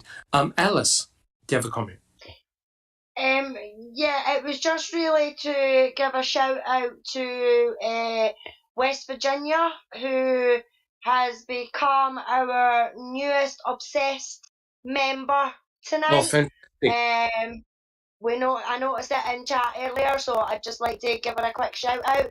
And Barbie Ellen has just joined us in chat as well. Hello and welcome. Fantastic. Yep, and we thank you so much for your support, guys. Unbelievable. And you're correct. There was a comment by Ronald D. Cass, and they're correct. They also damaged all the vehicles by popping off all the hoods and bonnets. So in effect, destroying potentially a lot of the vehicles, because when people are restoring cars, they often want the hood or the bonnet of a vehicle, especially if it's relatively rare. And it's ridiculous when you think that all they had to do was bring a cadaver dog or a scent dog, and any car that gave a hit, yeah, fine, open it up. But to pop the hood of every vehicle, I'm telling you right now, guys, they were looking for anything and anything. Drugs, guns, vice, you name it. They were opening up all the vehicles. Susan, do you have a comment? Yeah, this is something interesting that Barb had to say. She said that, and I believe she's talking about Jody. They also told her if she would testify against Stephen, they would change her name, her identity, and move her away. Wow. Correct. That's there you go, right there. And she still didn't give him up. Yeah. Because there was nothing to give up. Yeah, it's very, very, very, very sad. And I know that Barb Tadich does come on to our chat, so that'll be very, very interesting indeed. Okay, Susan, do you have any additional comments? No, that's all, Doc. Okay. Neville, how about yourself? Thank you. Neville, how about yourself? So in essence, what Barb said, that they would change her name, her identity, and move her away, is that like giving her protective custody, or is that either way is not good? Well, either way, but look at the power that they have and hold over somebody. That's witness protection right there. Yes, yeah. Witness protection, yeah. Yes, to change your name and your identity and move you away. Yes, that's exactly it. Yeah, correct. But they're just making promises of that, right? They're empty promises. because all they need her to do is say what they need her to say. They don't actually have to deliver on any of that. Because, I mean, what do you think they promised Brendan to get him to say what he said? She just didn't fall for their lies. My opinion. Correct. And nor did Jody, actually. And nor did Jody. There was a question, about cremation. Yeah, you do need around about 1800 degrees for a professional crematorium, and you need direct heat. So basically, in a crematorium. Doc, how long does that have to be sustained for? It's about 2 to 3 hours. About 2 to 3 hours. This is in a professional crematorium. Crematoriums, I know they run at different temperatures, but the professional ones run at about 1600 to 1800 degrees, and essentially converts, basically everything evaporates. All your organs, your blood, your fluids, your bones become desiccated, the organic matter in your bones become desiccated, and your bones become calcined. But here's the kicker. There are some bones in your body that can still withstand that high temperature. And so what they do at the end of a cremation, they use a long metal bar to smash the bones, right? Crack them, because the bones are still essentially intact. So once the bones are crunched, for example, your spinal cord, some of your ribs, your skull, those bones are actually quite thick and heavy. Jack 61. Yeah, don't they have a mechanism or something that if they crack and get them into smaller chunks, they grind them or put them through?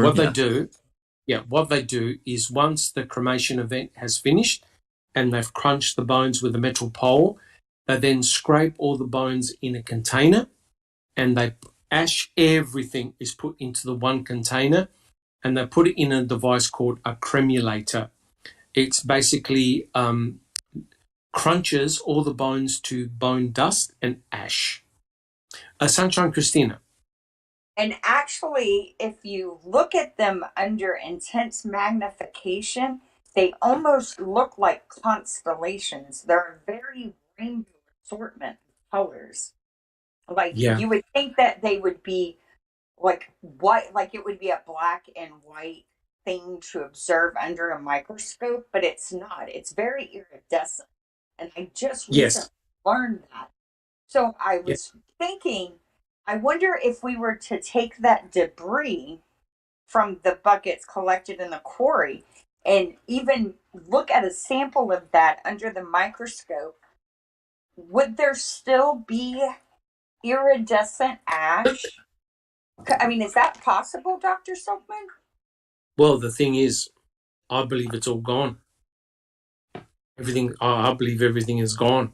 That's what the main problem is. It would have been nice if there were still cremains available, because they could be subjected to microscopy, look under a microscope, check the morphology, prove that it is indeed a human remain rather than an animal. Do slides, do high-powered microscopy, and then try and extract DNA from them and finally confirm whether they belong to Teresa Orbach or somebody else. But we're not going to get that opportunity, unfortunately, guys. Jack 61. Yeah, Anthony Hill's had a question for you, Doc. Do teeth remain? Well, here's the problem, right? There were no crowns of teeth left. None. All the crowns are gone. So that's rather bizarre. They didn't find any kneecaps. They were gone. So the Dr. Simley had to glue 2 roots of teeth together to compare them to x-rays. And even then he wasn't 100% sure. And nor should you be. So he sort of said, yeah, it sort of matches Teresa Orbach, but I can't be 100% sure. Neverly, do you have a comment? Yes, in regards to Dr. Simley's testimony, That's what he said, that he couldn't be 100% positive that that's Teresa's tooth. However, Kratz turned it around. Was it Kratz or somebody from the prosecution? And said Correct. even Dr. Simley will, Correct. confirm that that's Teresa's tooth. And That's regarding 100% teeth, correct. I watched, I'm telling you guys, this Beyond Reasonable Doubt, the 6 episodes, there's many, many, many gems there where can relate to this case, Stephen Avery's, that we can learn a lot. Regarding teeth, they said that 1800 degrees of Yes. temperature is needed, and I don't know how many hours of constant 1800 degree temperature is needed for teeth to crack and then eventually disseminate. It's And yeah. remember, It's several hours. mhm, even when the person is cremated properly, after that they have to grind the leftover bones because That's correct. ribs are very hard and teeth Yes, to destroy. that's correct. And also your skull. And the skull, yeah. Yep, because you've got 2 layers of bone in skull. So that's why they have to crunch it, and then they put it through a cremulator. Correct. Sunshine Christina. I just wanted to reiterate that that whole presentation by Simley was really missed by Buting and Strang, because he either took bite wings x-rays from when Teresa was like 18 and compared them, or no, panoramic x-rays taken when she was 18 and compared them to an x-ray he made. And you can't do that because, one, you have wisdom teeth that shift the teeth anyway. You're trying Yeah. to compare root, because that's what he rebuilt, was a root, right? The root That's fragment, the correct. part that goes That's into correct. the gum. That's And correct. he claimed to have rebuilt a root and made a match. Buting and Strang really should have had an expert to refute the reliability of even saying it was possibly Teresa's root fragments that he was matching, because it's just, it was very shoddily worked out. Yeah, and Mr. Kratz actually did say that that was the cremains found in the burn pit were 100% Teresa Hallbach, and you can't be 100% accurate. I believe it was, but you can't say 100% certainty because only 7 out of 15 loci were matched, and that's why you needed the remaining of the cremains or the muscle tissue and retest it and get a full genomic profile. Just Rhonda, do you have a comment? I have a kind of a thought by T1 first. He says law enforcement protective services were slim. One night at Fox Hills is all we can cover. Good luck after that, I guess. Shaking my head. Why was there only a threat during that one night? Then Barbie Ellen Yeah. said, when they told us to go to Fox Hills, they also told us that if we left, they would arrest us all. They kept a squad car there, and Uyghur paid with his own credit card for the room. Boom. Yeah. Yeah, correct. 100% correct. Horrible. They brought the family there for one night for protection, and yet after one night he was allowed to go back to his family. That didn't make any sense at all. I really wish Barb would disclose what they talked about at Fox Hills, because I'm very fascinated. Jack 61. Well, from the outside looking in, we didn't live it, but just from what I can see of this was done out of intimidation, because if they were really interested in talking to, Barb and Brendan and Blaine, they went to the police station where everything would have been documented properly. They get there. We're told the story that, the recorder didn't work, so anything that got asked didn't get recorded. Well, you don't ask the question until you get another recorder. That was the law. The statute had been passed in December. It was just, to me, it was total intimidation. Yeah, absolutely. Absolutely. But it'll be very interesting what they discussed at Fox Hills, whether they were trying to get the story straight with Brendan, right? Very, very interesting. And, one day I'd love to talk to Barb and get her take on it, her perspective on it. Jack 61.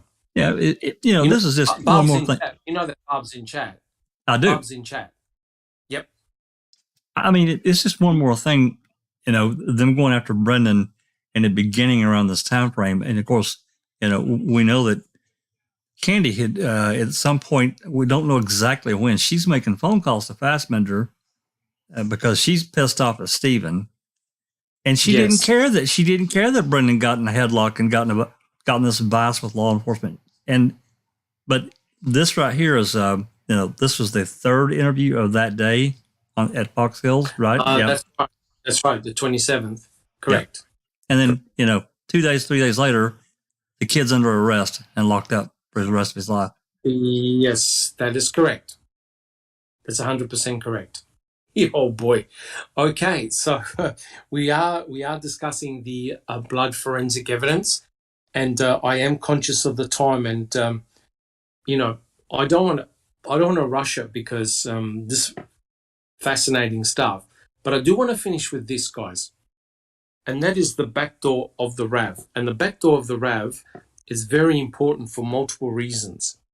So the back door of the RAV4, if you ever own a vehicle like that, you can swing it open 90 degrees. And what the investigators discovered was there were droplets of blood on the back door of the RAV4. That's on the inside of the back door of the RAV4 on the plastic molding. And Shariko Hain took swabs and showed that the blood had indeed belonged to Teresa Horbach.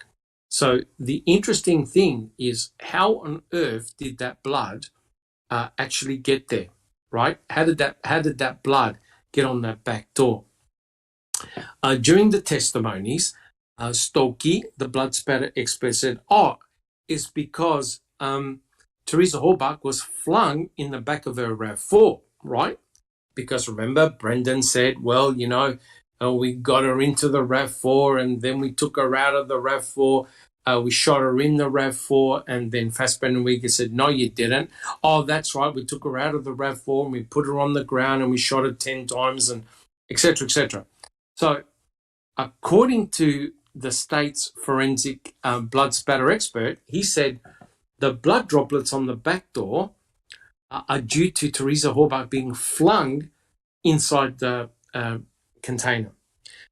Well, Kathleen Zellner's blood spatter experts, I think it was Stuart James and there was somebody else, said, no, that's not how the blood got there, because the blood droplets are at 90 degrees, which means if Teresa Horbach had been flung into the back of her own RAV4, there will be a tail on the droplets of blood pointing in the direction of the cargo bay. And so the question remained, well, how on earth did you get those blood droplets on the back door? What Kathleen Zellner's forensic experts discovered was that the blood droplets were all concentrated towards the bottom of the door, right? Towards the bottom of the door. And the blood droplets hit at around 90 degrees.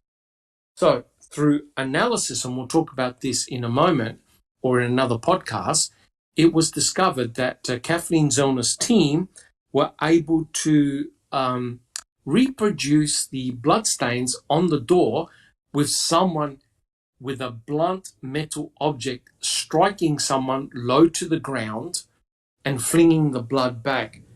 That's huge. That's huge, because it indicates that Teresa Horbach was attacked with a metallic object. I don't know what the object was, and blood, likely from her head, went back and hit the door. Now, this is significant because it now potentially links the broken headlight, because Teresa Horbach may have been involved in an accident or got run off the road and her blinker light got damaged.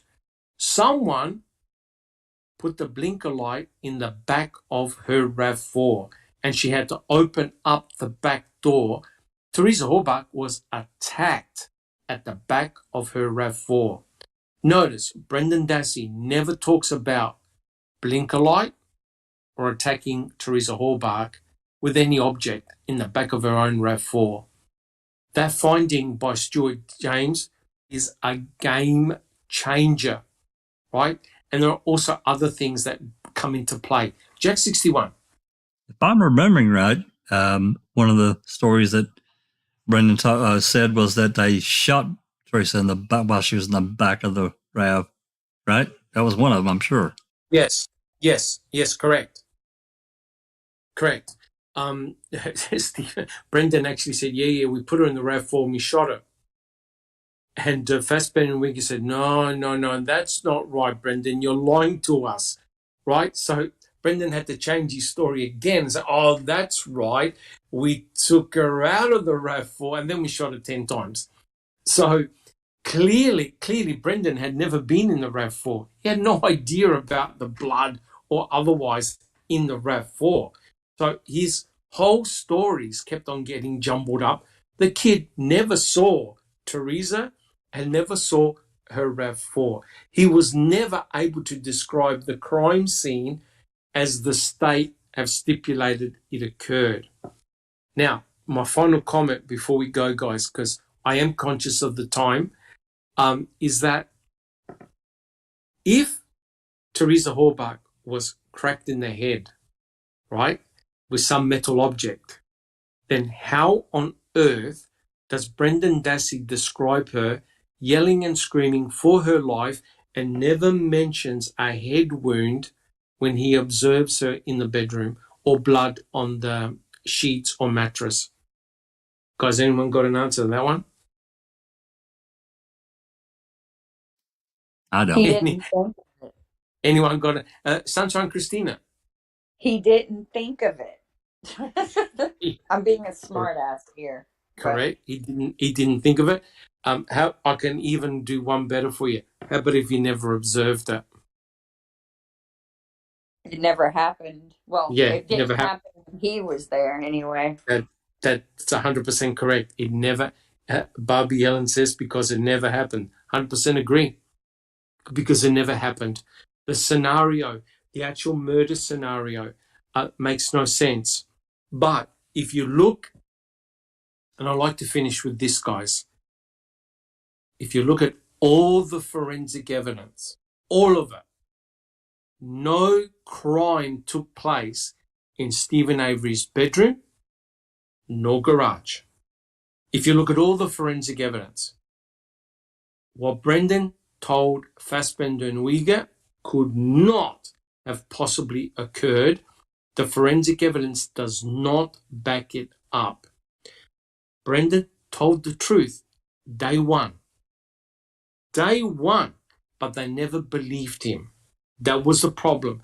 And Brendan, trusting his peers, adopted and changed his story to suit. But the forensic evidence indicates that what Brendan said made no sense whatsoever. What is disturbing was that neither Fassbender or Uyghur picked it up. Guys, do we have any final comments?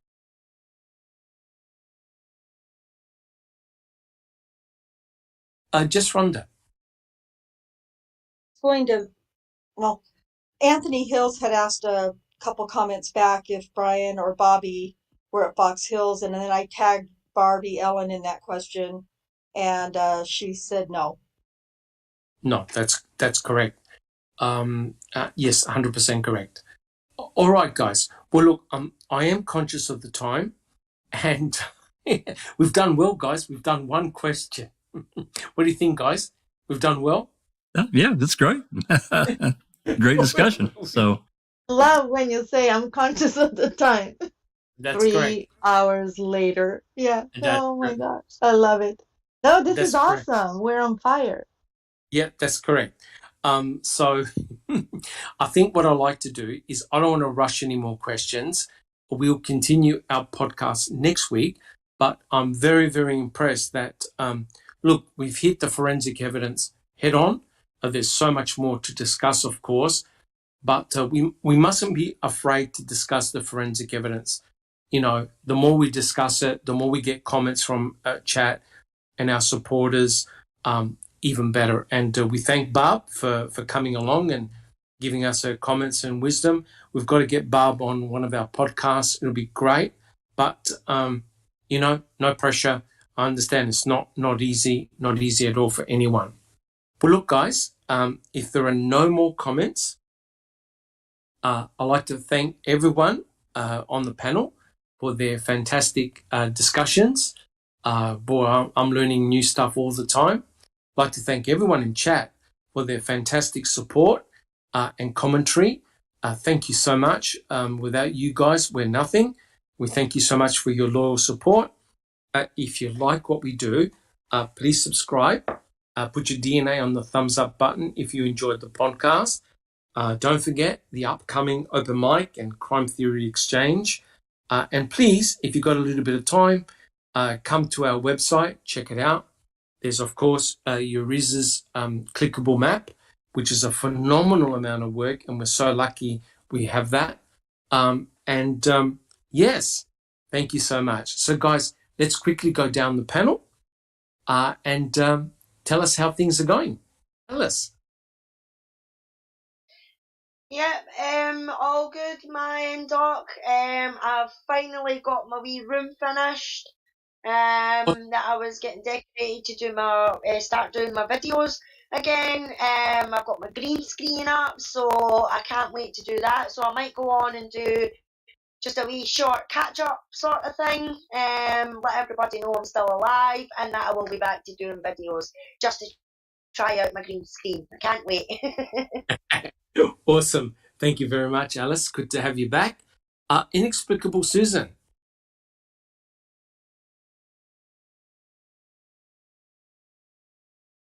Susan, are you there? Stepped away. I think she stepped away. Okay. Jack 61. Doing very well, Doc. We've been, yesterday we did the deposition on Mr. Steve Tinker, which was interesting. Not groundbreaking, but certainly learned at least some more about the process. And then covering this Highland Community College with Ripper. This is some new information, a new lawsuit that started a few days ago when the lawsuit dropped. We've talked about that, and we're going to be doing an open mic tomorrow. We're going to have a recording. It's almost an hour long of these parents talking to these school administrators, these parent athletes of these black kids that were basically intimidated out of the school. They wanted rid of them. So it's really, really terrible. It's a really, really terrible and interesting case. So we'll be talking about that tomorrow on the open mic at 3 Central. Yes, that's when the president of the school or Fox made the comment about Hitler. Yes, Hitler was a great leader. Bloody hell. Yeah. Okay, well, we better leave that one alone. We're going to talk for another 2 hours. Yeah, shocking. Absolute and great work by Ripper as well. Unbelievable. Uriz.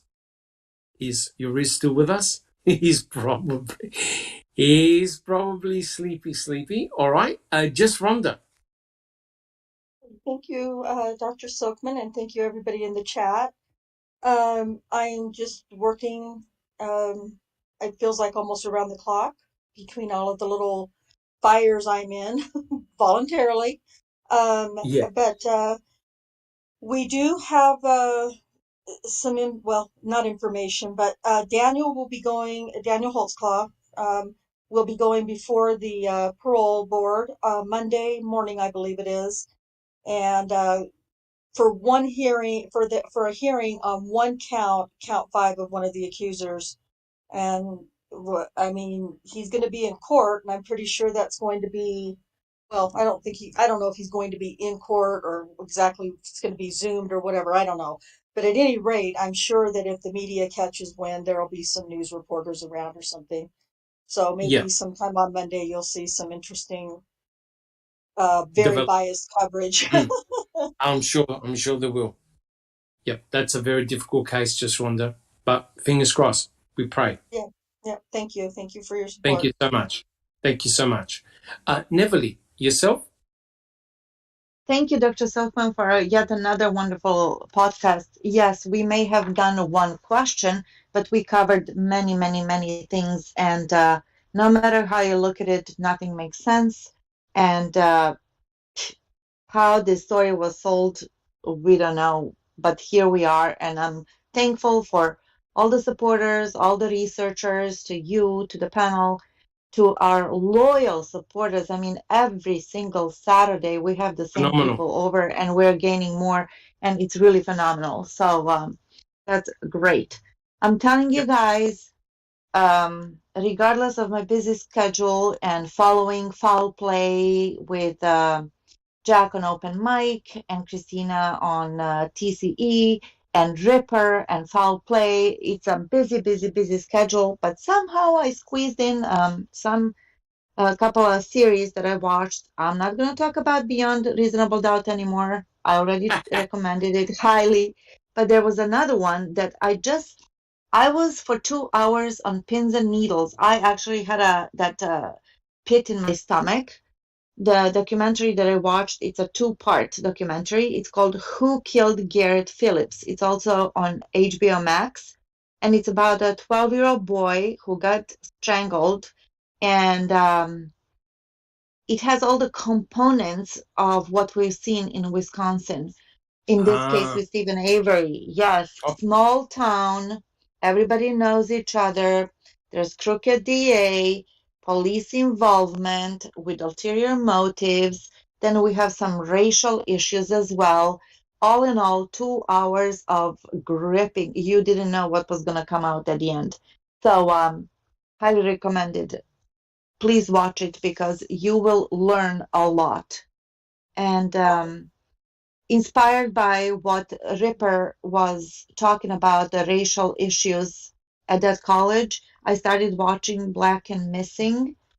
And yeah, it talks about how Black girls and boys are 60%, they have a 60% better chance of going missing and being, treated as runaways, which is a legal loophole, basically, because then they don't look for you if they declare you that you are a runaway. So it's just very, very sad and grim. Yeah. But that's that. Other than that, all is well. Thank you very much, Natalie. May I comment really quickly? Sorry, Dr. Silkman and Sunshine Christina. Regarding the Garrett Phillips case, Cherie, aka I don't recall, she lives very like within 5 miles, I believe, of where that case actually occurred in upstate New York, and she's been very passionate about that case. And I believe that we streamed it a long time ago in Daniel's Truth, a long, long time ago. Really, really compelling case, though. I agree, Neverly. So yeah, if you do get a chance to watch it, you'll be curious. Just saying. Sorry, that's all. Awesome. Sounds like a future podcast coming up, I think. Sunshine Christina.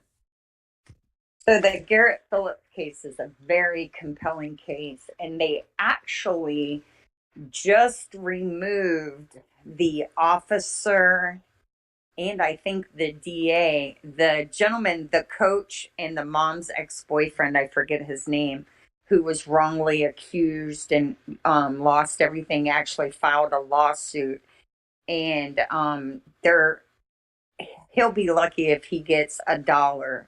They are just really not going to acknowledge how they treated him in that case.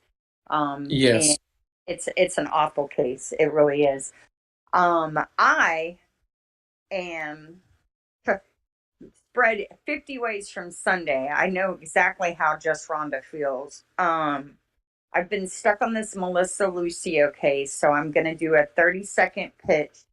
If you haven't watched The State of Texas versus Melissa, please, please watch that documentary. It has everything in it to show you why she's on death row and why she's innocent. She dies on April 27th of this year. So that's like 70 days from now. An innocent woman is going to be executed. And everyone involved in the case knew she was innocent when they convicted her, knew she was innocent when they put her on death row. And EDPA is basically the reason that she's still sitting there. So I've been working on that, working on Nicole Bacchus's case because, you know, she's innocent and wrongfully convicted, trying to, you know, doing things with Gregory Allen, just, you know, trying to right this crooked, like the rest of us. I want to give a shout out to Susan. We are working on having Foul Play merch, and she has designed an amazing coffee cup.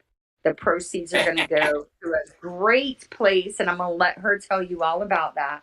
But I can't wait to drink my coffee out of that coffee cup. And yep. And how about you, Dr. Silkman? What are you up to? Well, just being quiet and keeping to myself. No. I've been giving short, succinct answers to a couple of guilters on our YouTube channel. It's been really good, very interesting discussions. I've been putting together some mini mams. I'm trying to get together a few more.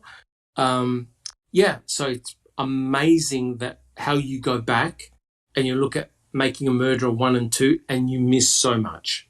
You really, really do. And hopefully I'll put together a few more. Trying to do some study on the West Memphis 3 case. And I think with Neverly's recommendations, there's probably a couple of series I want to have a look at now. And we'll take it from there. Neverly, did you have a quick... Silkman, yes, I think that you're striking the nerve with the guilters. And I just smile to it because they go over there and then they try to rebut what was said in the ma'am, and then you come in like a tank and just roar. You disassemble every single word they say. It's awesome. I think the guilders have forgotten the huge amount of work that Foul Play has done, background work, especially with the trials, testimonies, depositions, documents. We can quote anything you want. So if you're going to put up a statement, be ready to be rebutted, and civilly, and by using quotes and documents. That's the only way to do it.